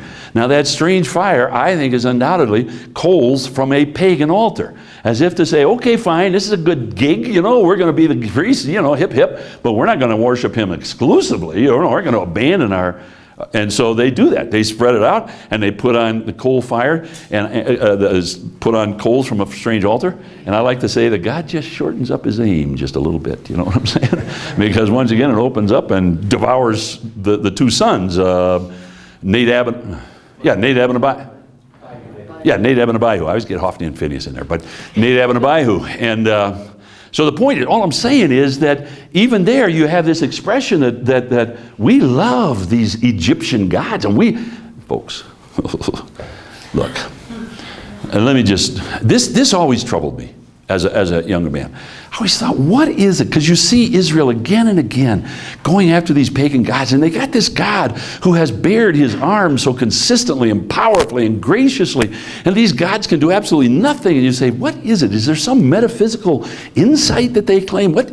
There's no mystery to it. These gods were fertility gods, almost across the board. I would say across the board. And there was always a male god, the one we know best is Baal, and a female god, the one we know best is Ishtar or Ashtart or Ashtaroth, the feminine, the plural. And the fiction was, and nobody really believed this, but the fiction was that the male god would consort physically. They would come together sexually once a year, and that's what would cause the earth to green up, and that's what would cause your cattle to bear young and so on. And so the way you honor those gods is to duplicate their activity. So you give yourselves to that sort of thing. That's the attraction. It's the whole attraction, the only attraction. It's the seduction. And it factors in so many different ways. But my point is that that's what's at stake. That old generation loved the things of Egypt. And they weren't interested. They were, oh, if you want to get us out from being slaves, grand. If you want to get us into a new land, grand. But if you're going to ask us to give entire allegiance to God and to abandon those things that we our flesh enjoys, so we're not going there. And that generation is laying in the wilderness. Make sense to you? Now, it's interesting. A new generation is raised up, and Moses takes that new generation up to the border of the land, and then Moses dies. But what's going to happen, matter of fact, let's leave it there. Moses dies, by the way, not because he had struck. Remember the story of Moses? He had struck the rock a second time. But you go to Psalm 106, and it says, Moses confesses that what he did was speak ill-advisedly with his lips. There was something about what Moses said when he struck the rock that second time. Remember what he said? There are certain contexts in which God will not tolerate a first personal pronoun, plural, a plural first person. What he said was, must we fetch water from this rock? You think Moses knew how to fetch water from a rock? Say, as soon as he took the first, this is Moses, and as soon as he took the first little shred of glory to himself, God said, you know what, I can get this done without you. Because God will not share his glory with another. That's what Moses' sin was. Must we, Psalm 106, 33, must we, that's where it says he spoke ill-advisedly with his lips.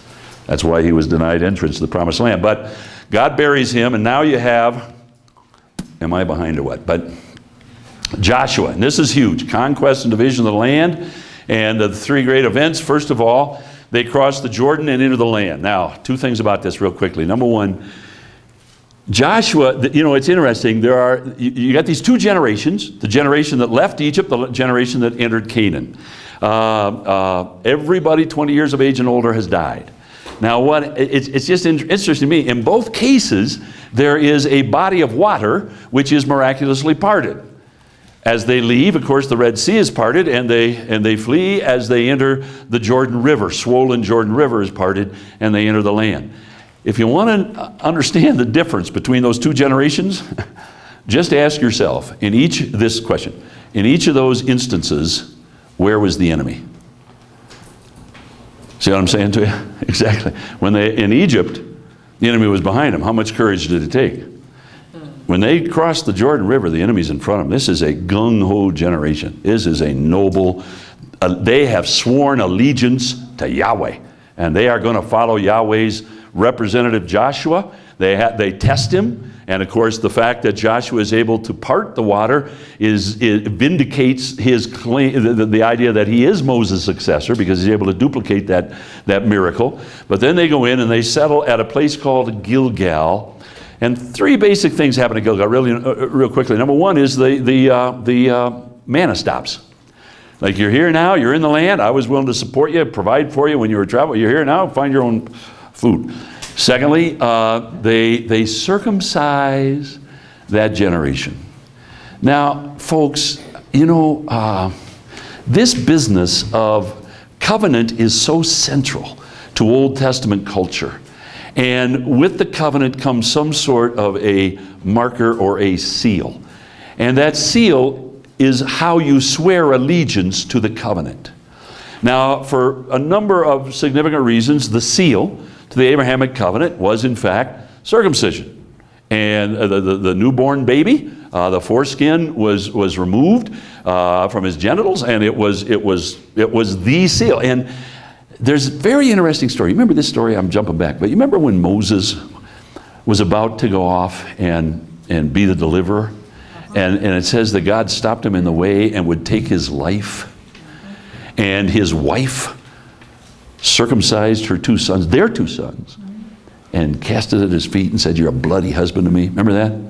What's going on there? Evidently, Moses wasn't quite the leader at home that he was with the nation, you know what I'm saying? Because his Egyptian wife was offended by the idea of circumcision.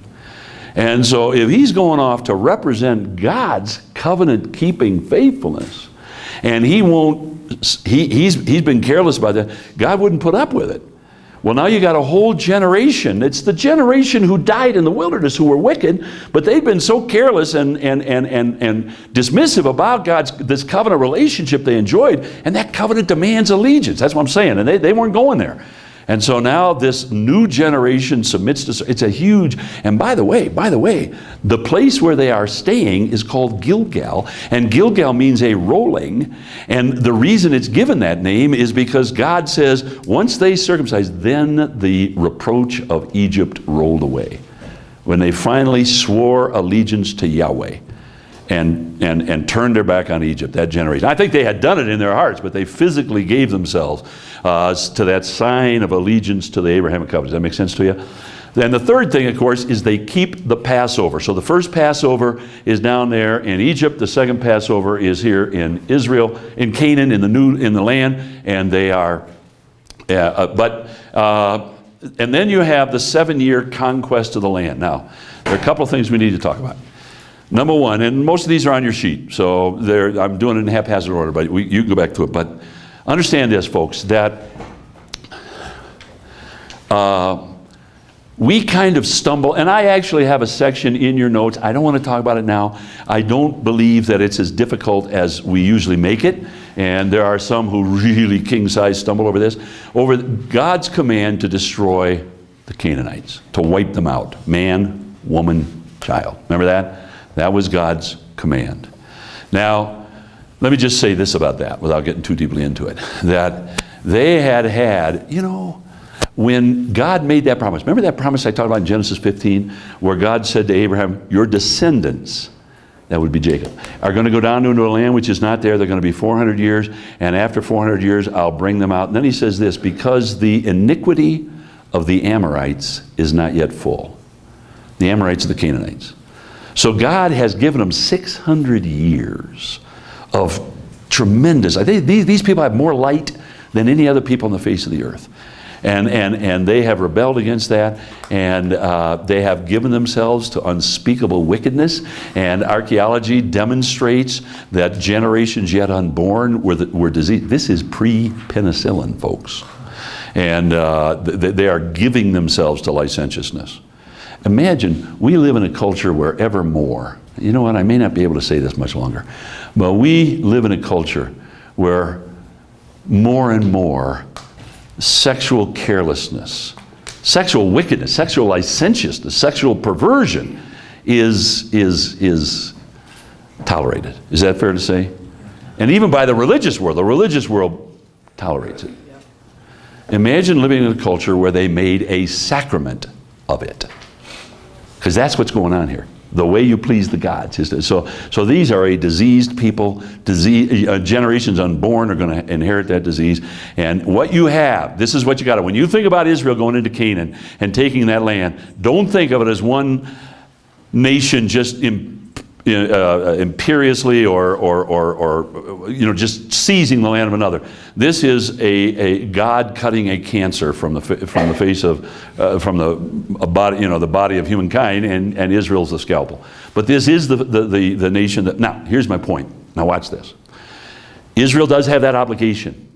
Joshua did not have that obligation. Joshua's command was not to wipe out the Canaanites. Joshua's commission was to wipe out the capacity of the Canaanites to resist. Now that's explicit. As a matter of fact, God gives 3 reasons. He says there are 3 reasons why I am not going to have Joshua do the whole job. And these are the 3, because the idea is that he will destroy the walled cities, he'll destroy the armed, or he'll capture the walled cities and destroy the armies, and so that there will be nothing left but old men and women and children. And frankly, it was the job of each of the tribes, once the land was divided, to go in and finish the job. Does that make sense to you? So the destruction of the Canaanites was intended by God to be at 2 stages. Joshua destroys their capacity, their military capacity to resist. Then tribes go in and finish the job. Does that make sense to you? And God says there are 3 reasons why I'm going to do it this way. Number 1 is I'm going to test your obedience. I'm going to see if you're willing to do it. They failed. Number 2, and I love this, you need to learn war. We have in our mind, there's sort of a tension between, on the one hand, the reality that God gives the victory, and on the other hand, that we have to be zealous and resourceful and faithful in the stewardship to do all that we can to win the victory. God never stumbles at that. And so on the one hand, to be sure God is going to give the victory. On the other hand, he says it's important for these tribes to learn war. You're going to have to defend yourself. Now you're going to do it in the power of God, and God's going to be the one that ultimately gives the victory. And when you have victory, you look back and you say, God gave us that. And when you don't have victory, you say it was our wickedness, right? I like to say the whole moral universe can be reduced to these 2 realities. If anything good happens, God gets all the glory. If anything bad happens, man gets all the blame. And I always say, that's hard on you. Find another moral universe to live in, because God made this one, and this is how he runs it. So, and so he's saying, but the 3rd one, this is interesting. Now watch this. He says, now understand what I'm saying. Joshua's going to destroy them militarily, and then you go in and wipe out the people, because number 1, I'm going to test you. Number 2, I want you to learn war. Number 3, I made you a promise. And this is God's promise. He promised them, and remember this is huge. He promised them cities to live in that they didn't build, houses to live in that they didn't build, and vineyards to harvest that they didn't plant. And he says, if I have Joshua destroy everybody, and then they go back down to Gilgal and distribute the land, by the time you go possess your land, the vineyards. So I'm going to leave them there to tend the vineyards till you show up. That's what he says. Now that's hugely important, because this conquest, and I give you this, I meant to put this in there, but I discovered this morning it isn't in. But folks, Doug is going to be talking a lot about the conquest. And let me just tell you, I said to you last night that this business of the date of the Exodus is inordinately significant to me. But the big argument, one of the big arguments against the biblical date of the Exodus is this. I would say, Doug can correct me, but I would say the single most important, the argument you hear the most often, and it is advanced with the most confidence, is simply this, that when one nation conquers another, there's going to be widespread destruction. They're going to go from place to place and conquer this city and that city, and in every case they're going to destroy it. This is the way it's always done all throughout history. We're archaeologists, we're historians, we know how it worked. And so we have surveyed this land, and we do not find a widespread pattern of destruction right at the end of the 15th century. This conquest lasts from 1406 to 1399. So you've got, the argument is, are you with me? We've surveyed this land. Nothing leaves a fingerprint like conquest and destruction. We should find, and again, you have to understand, forgive me this, but in the back of the minds of most of these critics, they don't really believe in the whole idea of a conquest, obviously, but they will admit that somehow Israel emerges at this period, and they're saying, well, not this period, later, but they're saying if Israel had emerged in the 15th century, at the end of the 15th century, with the conquest as described in the Bible, we'd have widespread pattern of destruction. We don't have a widespread pattern of destruction. Does that make sense to you? All right. Here's the thing. God made the promise I mentioned just a minute ago. He said, I will give you cities to live in you never built. The primary means by which God fulfilled that promise was the faithlessness of that earlier generation.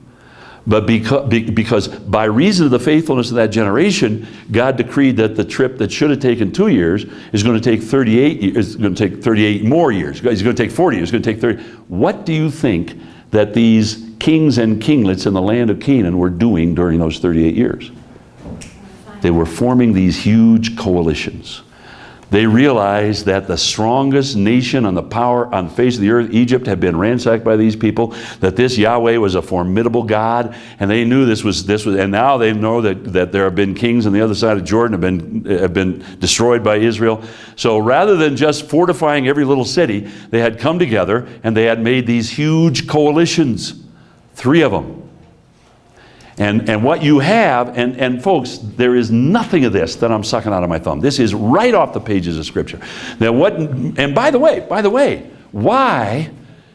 Remember I said that when Israel arrived at Kadesh Barnea down there in the south, way south in the Negev, they were at Canaan, and they were preparing to attack. But now, after the old generation has died, Moses brings them all the way up and around and brings them here to across from Jericho, and they're settled here in the plains of Moab. Why? Because this gets into a little geography, but this is strategic. What he's doing by starting in central Canaan, he is interrupting the support and the communication between north and south. It's a huge stroke of strategic genius to begin in central Canaan. But the only reason that that's necessary is because of these deliberate coalitions that have been made. So now what happens is, of course, they destroy Jericho. They destroy Jericho. Then they go up against Ai, but when they go up against Ai, they're rebuffed and they discover their sin and they put out the sin, and now they destroy Ai, and they burn Ai. They burn Jericho and they burn Ai. Now here's a curious thing. The city, it's not on the map, but the city which the southern kings had decided to arm to the teeth was Gibeon. Remember the Gibeonites? Yes. They're the ones who came to their senses. And they realized this is absolute insanity. Now I love when we go to Israel, we can't stand at Gibeon anymore, but we stand at Gibeah, which is just across the way. And you can almost see, not quite because of the terrain, but you can see right down there to Gilgal where the Israelites would have been. You can look right across the plain, there's Gibeon, right over there. But the Gibeonites knew that God had told the Israelites to make peace with people who came from afar who were willing to make peace.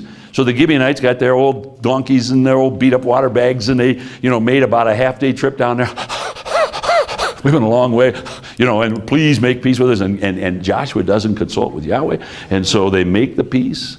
Well, when the other kings find out about it, we poured all this money and effort into fortifying that city, and now that city has gone over to Israel. So the other kings, including Jerusalem and Hebron and so on, they attack the city. So the armies are outside the city. And that's when the Gibeonites send down to Joshua at Gilgal, and Joshua marches all night, and this is when the sun stands still, and this is when the stones fall out of heaven, into the hailstones, and selectively, and kill all the fleeing soldiers. So all the armies from the south are wiped out at once. And then it says specifically that Joshua left the cities sitting on their mounds. And of course, what that means is he didn't have to attack those cities. Does that make sense to you? Now, the exact same thing's up in the north. It's Hazor. And the Bible says in Joshua 11 that Hazor was the head of all of these kingdoms, and that they caused all the kingdoms to bring all their armaments in. And the Bible simply says, doesn't describe it very carefully, but Joshua destroyed Hazor and burned it. Now, 2 things real quickly. Number 1, in the Bible, there are 3 cities that are burned: Jericho, Ai, and Hazor. Doug Petrovich knows as much about Jericho and Hazor as anybody on the face of the earth. He's done tremendous work, and I'm entirely standing on his shoulders, so I'm not going to go there. But suffice it to say that there is a burn layer at both Jericho and Hazor, and if you accept the biblical chronology, it fits perfectly. Does that make sense to you? It fits perfectly. I is a little, AI, or I, as we're supposed to say it these days, is a little different, because the city that was identified in the mid-1800s by a very important and worthy explorer, but he identified Ai from a horseback, and there is every evidence that he's got the wrong place. And there's this man that I've told you about before, somebody by the name of Bryant Wood, who runs an outfit called ABR, Associates for Biblical Research, and he is digging right now, not as we speak actually, but he has an ongoing dig at a place called Al-Makatir, and he has good reason to believe that he's got Ai. So we're not going to talk about that a great deal, but it's two of the best examples of cities where we are confidently told make the biblical record untenable on the basis of archaeology. Those two cities, Jericho and Hazor, are two of the most important cities in terms of archaeological testimony to the integrity of the biblical record. And that's what Doug's going to walk you through. Does that make sense? But please understand this, that, remember what I started out by saying, that here, the world says it can't have happened the way the Bible says because we would expect a widespread pattern of destruction. Given the record, we don't want a widespread pattern of destruction. It says again and again, he left the cities standing on their tells. But the very cities that it says he did burn, there is compelling evidence that he burned them. That makes sense to you? Now, what you'll always hear in every museum you ever go to and so on, every Discovery Channel magazine, program you ever watch, is that the Exodus such as it is, whatever it was, the emergence of Israel, happened in the 13th century, mid-1200s. And one of their big arguments is that in the mid-1200s, they do in fact have a widespread pattern of destruction. Well, by biblical chronology, what's the mid-1200s? It's the book of Judges. So what do we expect in the book of Judges? A widespread pattern of destruction. That makes sense to you? The biblical chronology, now I gotta say one other thing.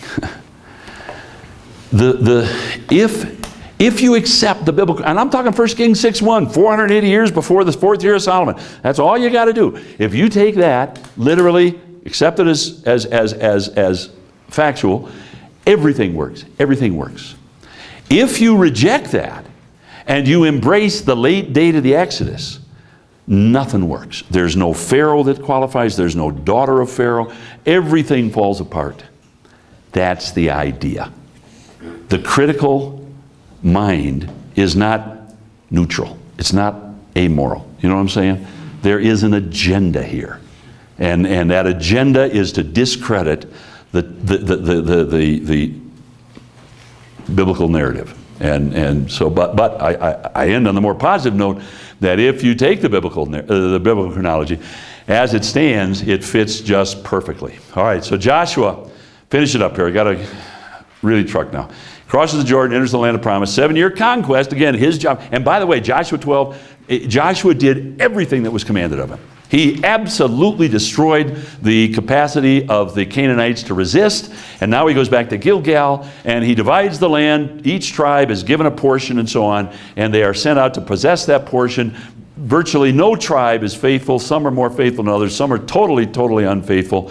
But at any rate, and Joshua said this, you destroy the Canaanites, because if you don't destroy the Canaanites, what's going to happen? You're going to marry their wives, marry their daughters. You're going to marry their daughters and worship their gods. That's the book of Judges.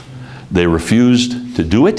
The Bible says twice, once in Joshua and once in the beginning of Judges, that Israel was faithful to Yahweh as long as Joshua and his generation lived.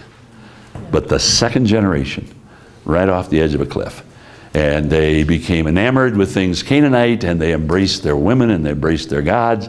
And that's what gives you the book of Judges. Now, the book of Judges, the period of the Judges, real quickly here, what have I got? Okay, 3 unique realities. This is a little longer, so jot them in these way. First of all, there's no king in Israel. Folks, this is the key verse of the book of Judges. Now, look, let me just introduce it this way. The period of Judges stretches from Joshua to Saul, all right? And the period of Judges is told, the story of the book of the period of the Judges, it's 350 years, approximately. And the story of the period of the Judges is told in 3 books.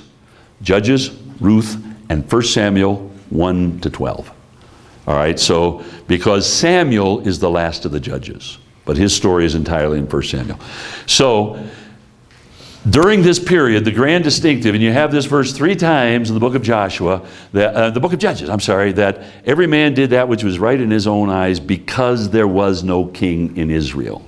And the point is that you had there were just 12 independent tribes. They warred amongst them. And it's interesting that they were never able to join common cause against an external enemy.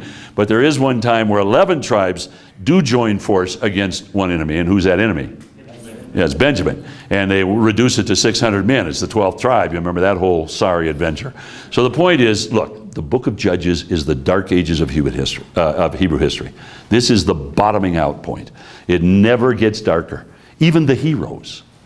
Which are you more likely to name Samson? Your son or your dog? See what I'm saying? I mean, do you have a son named Samson? I have a dog named Delilah. Oh, you have a dog named Delilah. Okay. I'm always fearful. Oh, am I in trouble here? But and actually, I have higher regard for Shimshon than many do. But the fact is that God is scraping the bottom of the barrel.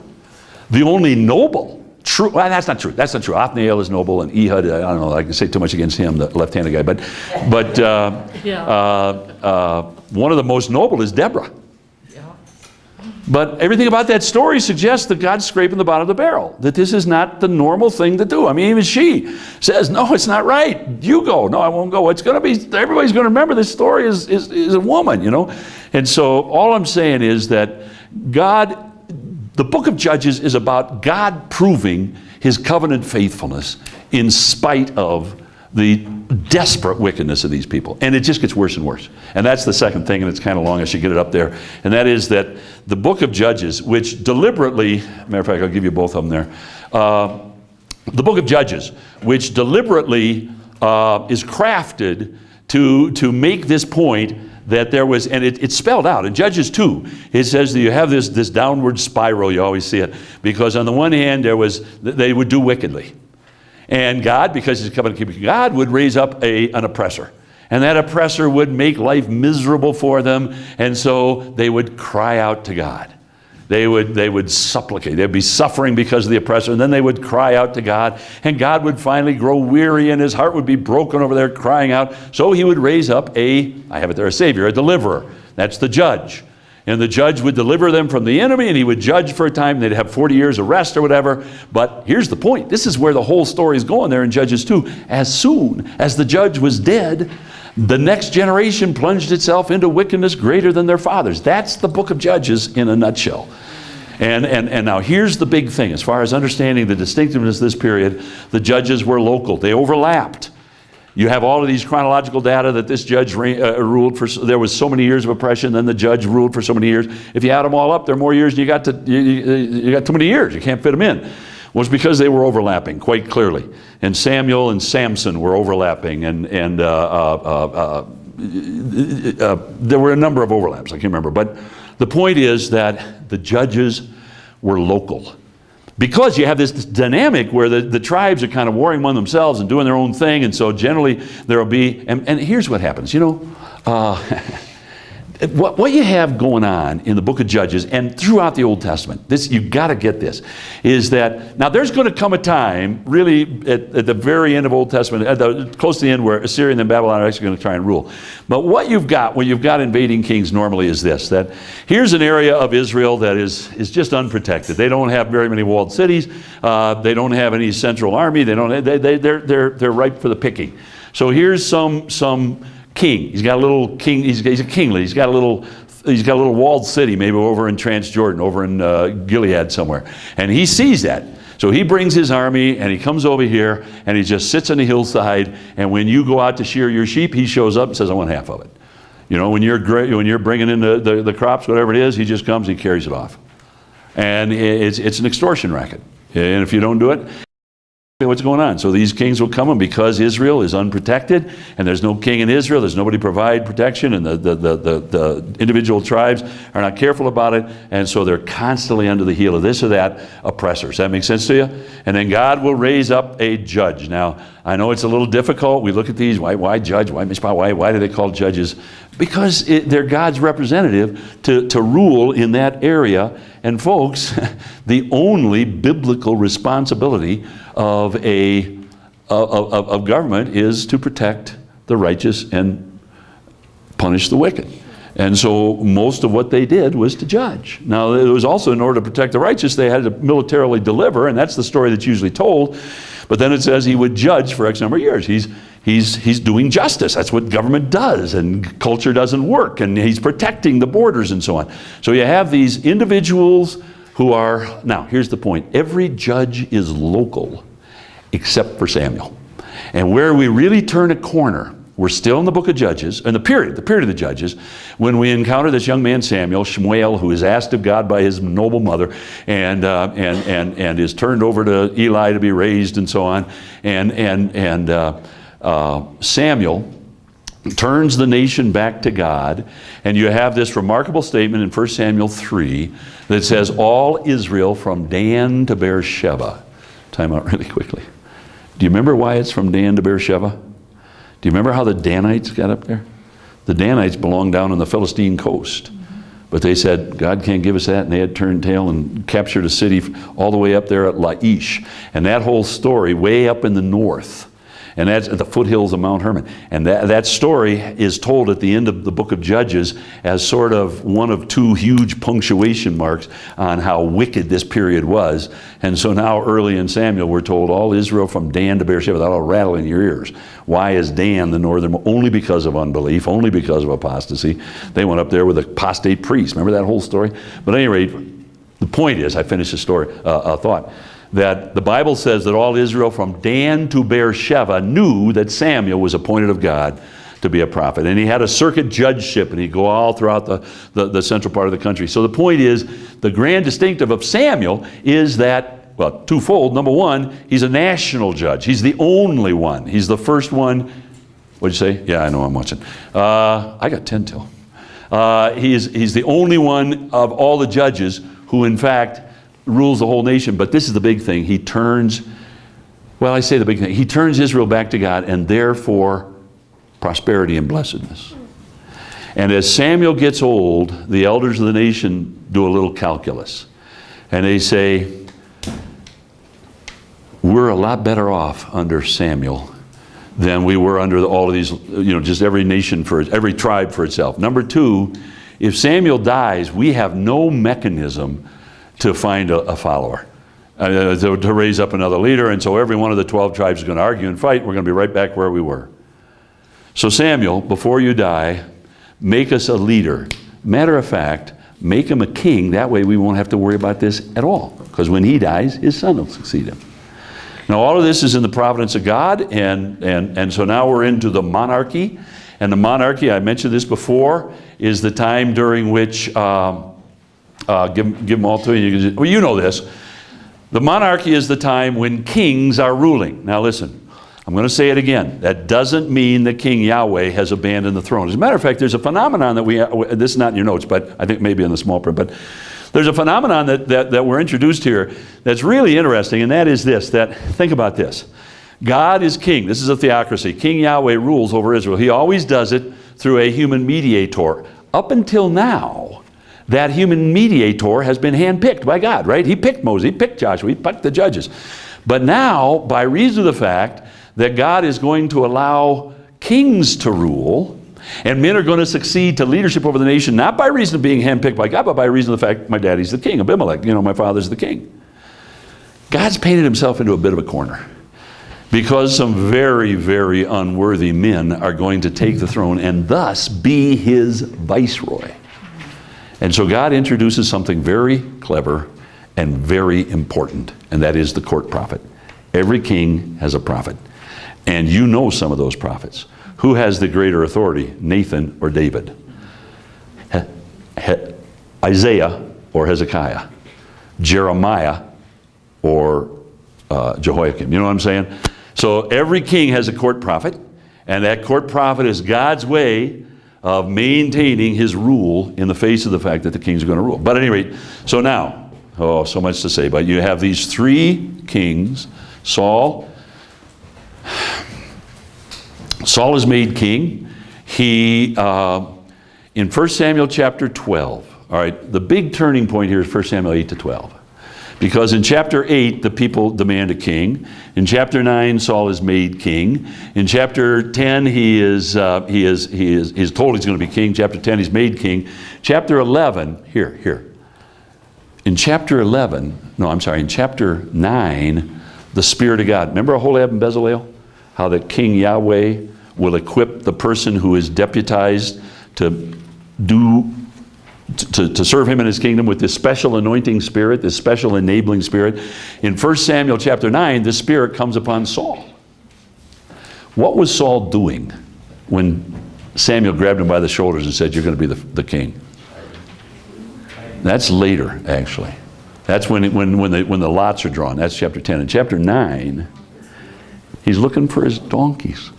He lost a whole herd of donkeys. I mean, this guy is a doofus. I mean, the record is laid out to make the point that the guy is a total doofus.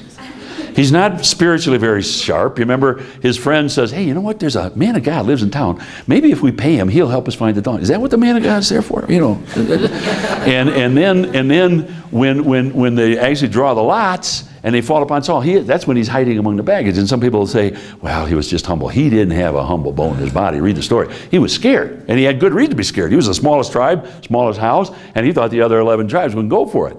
But now, that's when the Spirit of God comes upon him. And then in chapter 11, Saul is plowing. He's back at Gibeah, his home, and some messengers come from a city on the other side of the Jordan, but it's an Israelite city, and they've been beset upon by a man named Nahash the Ammonite, and Nahash has given them 7 days to find a deliverer. And they come and say, "You got to help." This doofus takes his oxen, chops it up 12 ways, sends it out to the 12 tribes, says, "Get in here tonight. If you don't, I'm going to do this to your oxen," marches all night, and destroys Nahash the Ammonite. And you're saying, where'd that come from? The Spirit of God. That's the point. Does that make sense to you?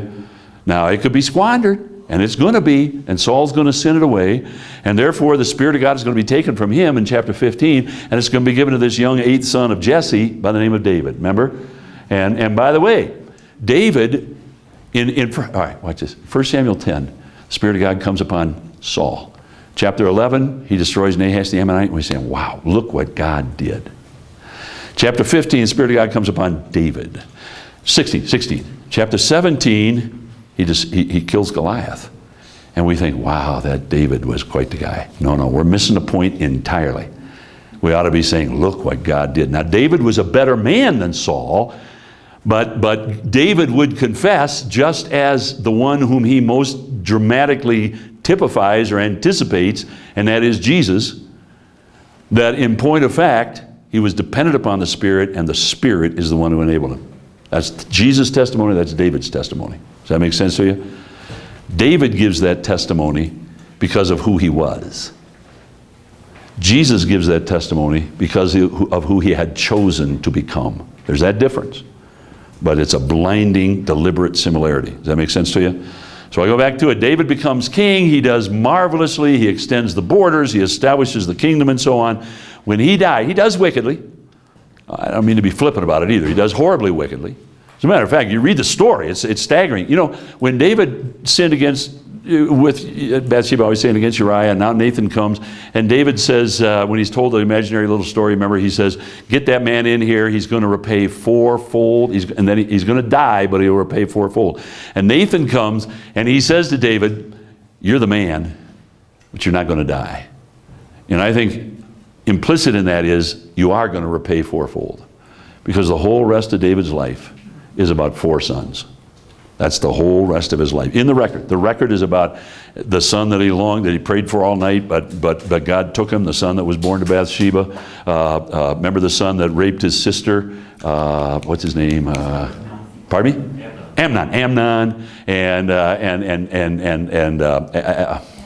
Absalom puts him to death, and then remember Absalom, revolts, and David gives that very careful command, and Joab kills him anyway, and you have David crying out, "Oh, my son, Absalom, would to God I had died for you." In other words, it would have been better if I had just died back there. That's what's going on. Then as he is on his deathbed, his 4th son Adonijah tries to usurp the throne, and David has to give command to Solomon to deal with him. So I think David pays fourfold. But David is this marvelous, marvelous archetype of the Messiah yet to come. I believe that the Old Testament is basically about David. It's taken us to David, and everything after is kind of building on David. David is the centerpiece of the Old Testament, not because of who David was, but because of and the primary. I shouldn't leave this alone. The primary reason that David functioned so importantly is because of the covenant that God gives him in 2 Samuel 7. Remember, David wants to build a house, and God says, no, you can't build me a house, but because of your desire to do that, I'm going to build you a house, a dynasty. And then he makes him a promise, and this is the substance of the promise. This is the Davidic covenant. Now watch this. There's some arithmetic going on here. You're putting things together. God says to David, I'll never do to you what I did to Saul. Now what that means is, I'll never bring an end to your dynasty. David already knows that God has promised that the Messiah king would sit on a throne in Israel. If David's line is never to end, that messianic king has to be Davidic. And that connection between David and the Messiah, who will certainly come from his line, is what I think makes David so special in the Old Testament. David dies, turns the kingdom over to Solomon. God had said, don't multiply wives, horses, or silver and gold. You go to 1 Kings chapter 12, and you get the thought that maybe Solomon had a checklist. You know what I'm saying? Because in the record, he gets the wives. I always say Solomon had two grand passions in life. One was women, the other was round numbers, right? 700 wives, 300 wives. You don't get there by accident, you know what I'm saying? But at any rate, and then he had silver and gold, so that you kicked silver around. You want anything with silver, you threw it away because you wanted gold. And he had these grand horses and there's these huge armies and so on. And so well, what happens is when Solomon dies, and I like to say, I think that Solomon wrote or began, there's more to it, but the book of Proverbs was initially penned by Solomon as a wisdom curriculum for his son Rehoboam, to help Rehoboam how to know how to reign wisely. But Rehoboam slept through some of the lessons, I like to say, because what happens is you have the divided monarchy, and very quickly, I'll give it to you, the kingdom is divided. What happens is when Solomon dies, Rehoboam becomes king. In order for Solomon to effect the huge building projects and so on, he had exacted huge taxes, and 1 month out of 4, you had to work for him. This was corvée labor. And so the 10 northern tribes came and said, come on, this is too much, lighten up. And Rehoboam is the son of Solomon. I know you got the Rehoboam connected to the Jeroboam going on here, and it gets a little confusing. But in the northern kingdom, it's Jeroboam. In the southern kingdom, it's Rehoboam. And Rehoboam goes to his older counselors, and they say, you better lighten up. And he goes to his young counselors, the Bible says, people he had put in office, and they said, you better show him who's boss. And so Rehoboam says, my little finger is thicker than my daddy's thigh. Remember that? My father whipped you with whips. I'm going to whip you with scorpions. And 10 tribes says, nuts to you. What have we to do with the house of David? And now you have 2 kingdoms. And the northern kingdom is Israel, Samaria. They have a capital, first of all, at Shechem, and then Tirzah, and then Samaria. But the kingdom is divided. But now watch this. And I would argue again that as much as anywhere else in the Old Testament, the point that's being made here in this divided monarchy is that God is so faithful to his covenant. But his covenant is, I set before you a blessing and a curse. And so he is swift to bless their obedience. He is patient in cursing their disobedience, but they persist in their sin. And first of all, the northern kingdom is carried off in 722. That's 2 Kings 17. 722, the northern kingdom. These are what we come up with, the 10 lost tribes. They're not all that lost, because many from all 10 of those tribes fled to the south, and we have biblical proof that all 12 tribes survived. So don't, if you're, there are a lot of heresies built on the notion of the 10 lost tribes, and they showed up in England and then America and all this kind of garbage. But nonetheless, those tribes were carried off by Assyria, and on the other hand, the southern kingdom was destroyed by Babylon, finally in 586. 606 is when Daniel was carried off. 597 is when, that's on your notes, is when Ezekiel was carried off, and then in 586, Nebuchadnezzar came and totally destroyed the city. So the first temple that was built by Solomon is begun in 966, is destroyed in 586. And that brings us to the final one. And that's the one that everybody, and I've kind of collapsed a couple here, but it'll work there on your notes. And that is I'll give them all to you right now. The Babylonian exile. Oh no, there's one more, isn't there? No. Yeah, this is the Babylonian exile. I did it differently. Write like crazy, so I can give you the last ones. This is for one, and I've made this to you before, the first, what I call divine interventions. I'm stretching here, I admit it, but the end of the theocratic rule, it's huge. This is when the glory cloud departs. And now Israel is going to be under the heel of Gentile dominion. And then Daniel. Oh, I meant to leave time for myself, but let me tell you this. And as soon as I'm done here, I'm just going to head for the car. Is that all right? Thank you for everything. God bless you. I'll be praying for you when I'm out of here. I'm actually not in too bad a shape because I have 5 hours to get to right now, as of right now. So I'm not in too bad a shape. But let me just tell you this. When you know, in the ancient world, when one nation went to battle against another nation, it was intuitive. It was a priori. You didn't have to reason to this. The assumption, the working idea was that it was really a battle between their gods. And so when one nation defeated another nation, clearly the gods of the victorious nation were, at least for that place and that time, were more powerful. Well, you see, God has made covenant. And he has said, I'm going to curse your disobedience. You go to Deuteronomy 28, and he had spelled out those curses. And the worst of them, the final curse would be, I will raise up a Gentile power to carry you off. Is God a covenant-keeping God? Did Judah persist in her wickedness? Yes. So in order to be a covenant-keeping God, he has to allow them to be carried off. But in allowing them to be carried off, the whole world is going to be convinced that Yahweh is not as powerful as Bel, because Bel has conquered Yahweh. And I like to say that God has painted himself into a bit of a corner, and the way he gets himself out of that corner, in one word, is Daniel. That's what's going on in this book. And the stories are contrived. Think about it. Daniel, to begin with, Daniel is carried off, and he doesn't eat the king's meat. And by the way, this is a good place. This is a place where I just learned to cherish the King James. Because, remember, he asked for a 10-day test? I'll just quote it to you. And it says at the end of that 10-day, remember what I'm talking about? He asked for a 10-day test. He wouldn't eat the king's meat. And he appeared, and it says at the end of the 10 days, he was fairer and fatter in flesh. I lived in California. You're supposed to be svelte and tanned. You know, here's the biblical standard: pale and chubby, fairer and fatter in flesh. I'm working on this. That's what it says, folks. But no, I'm being totally silly. But the point is, Daniel proves himself, and then just as look, what Joseph was to Egypt, Daniel was to Babylon. He got there first. He interpreted a dream. He was exalted. But as the story unfolds, when Nebuchadnezzar, I'm going to assume you know these stories, but when Nebuchadnezzar has the dream that keeps him up time after time, and finally says, you know, if he tells us, he's so anxious to know it that he breaks protocol, and he says, I'm not going to tell you the dream. You got to tell me both the dream and the interpretation. And of course, all the wise men are saying, play by the rules. You tell the dream, we tell you interpretation. No, I'm not going to do it.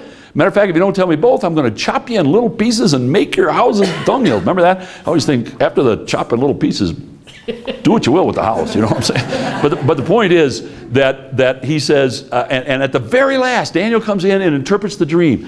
And the point is that the story makes the case that it's against the backdrop of all the wise men from all the nations that have been covered, that all the gods saying, we can't do this. What are you talking about? This is not even fair. Nobody could do this unless they dwelt with the gods. And here comes Daniel and does it. And then Daniel chapter 3, where Daniel, you know, here's the deal.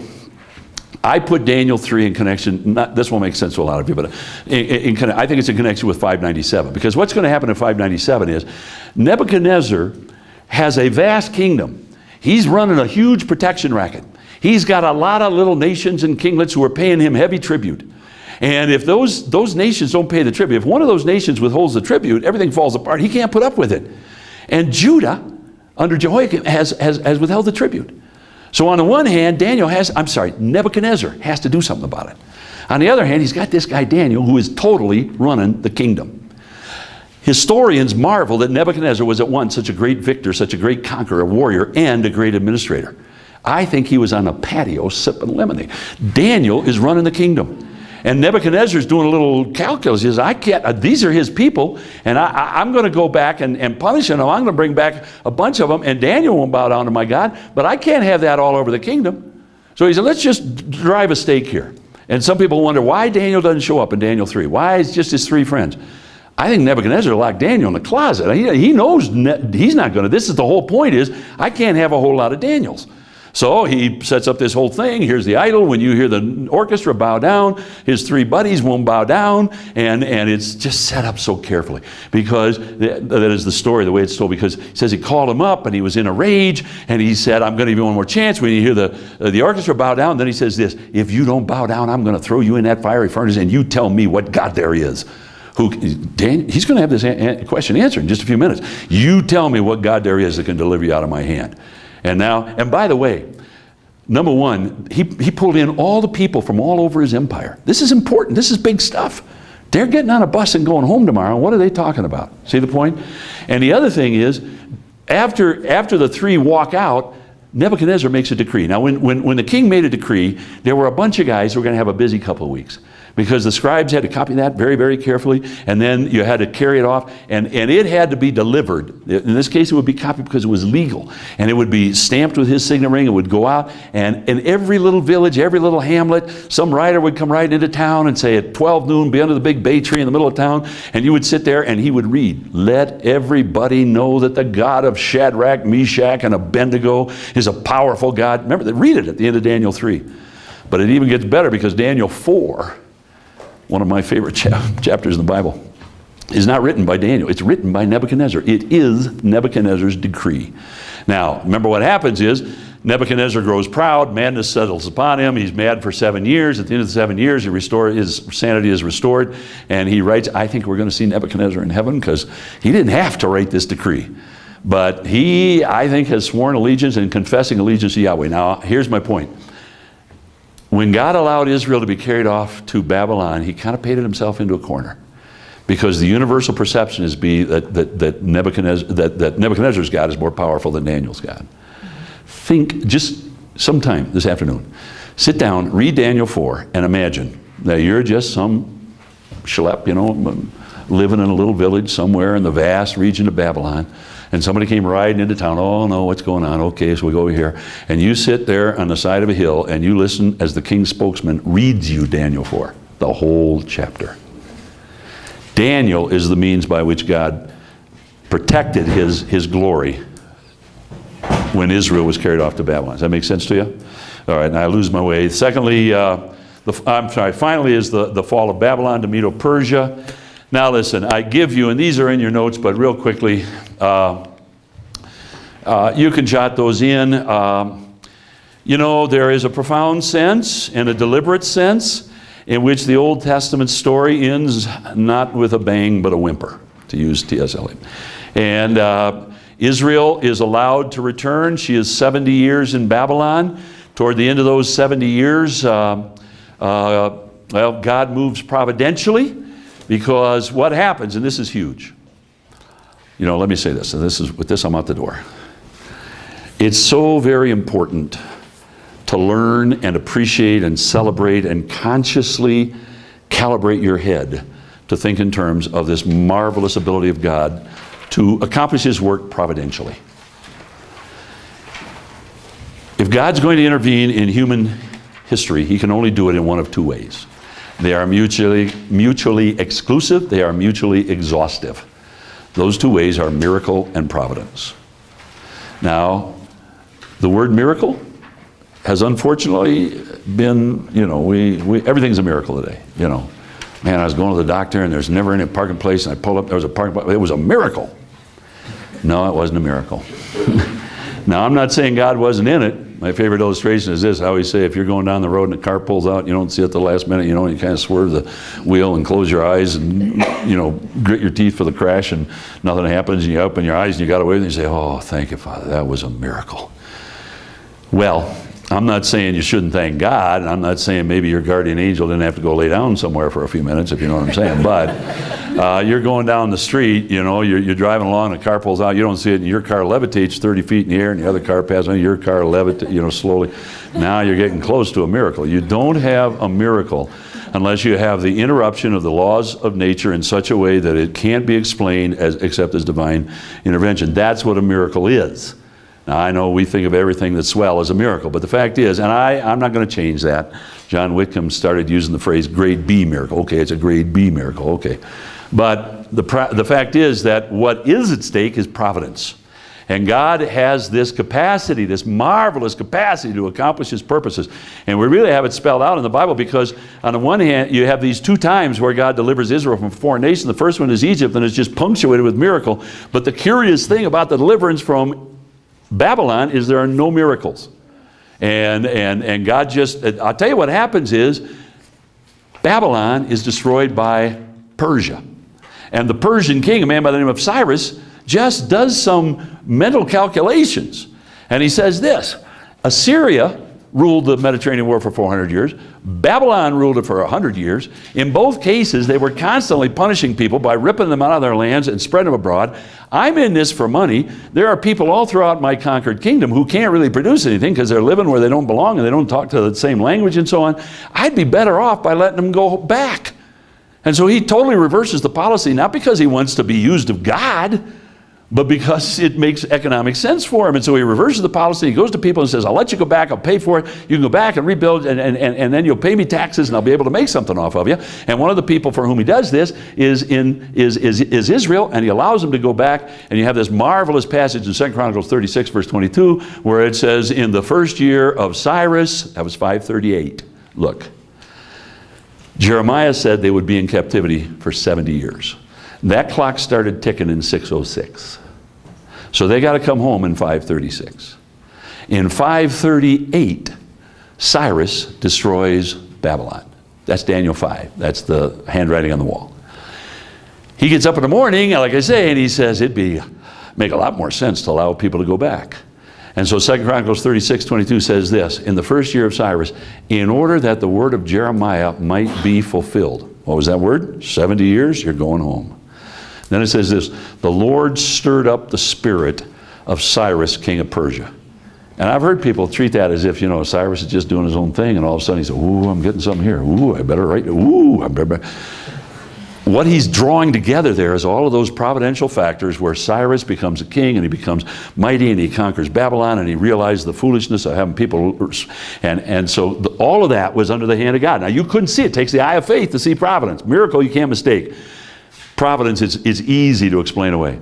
But that's how God wrought to get Israel back, because what happens, he makes the decree, takes them a couple years to get everything back. They go back to Israel. They clear the rubble off the Temple Mount. They finally build their squatty little second temple, and they start to offer sacrifices. And guess what year it is? 536. So exactly in fulfillment of God's prophecy. But there are no miracles. And now they go back to rebuild the temple, and then Ezra. Look, there are 3 books that tell the story of the restoration going back to Israel: Ezra, Nehemiah, and Esther. Ezra 1 to 6, this is the same thing. In Ezra 1 to 6, Ezra is writing history. Happened about 80 years before he was born. He's writing about Zerubbabel and how he went back and rebuilt the temple. Then in Ezra 7 to 10, Ezra is writing his diary. He's talking about how he went back to clean things up. Then you have the book of Nehemiah. Nehemiah goes back to rebuild the city. And by the way, in the effort to rebuild the temple, Ezra 1 to 6, there are 2 prophets who help out, Haggai and Zechariah. And in the effort to rebuild the city under Nehemiah, there is 1 prophet who helps out. His name is Malachi. So now we've come to the end of Old Testament history. Now Esther, we haven't mentioned Esther. She fits back. Remember I mentioned providence? I think Esther is so instructive because Esther is God's way to demonstrate that he knows how to maintain his covenant people through providence, even in disbelief. Study the 1967 Six-Day War. God knows how to providentially, have you ever met a Hittite? See what I'm saying to you? The fact that Israel still exists is a function of God's providential protection, and he set the pattern right there in Esther. That's the point. And all throughout until finally the tribulation, he brings them to himself. That's how he's going to work with Israel. All right, thank you very much. I'm not even going to ask for questions, okay? I'm going to scoot. Is that all right?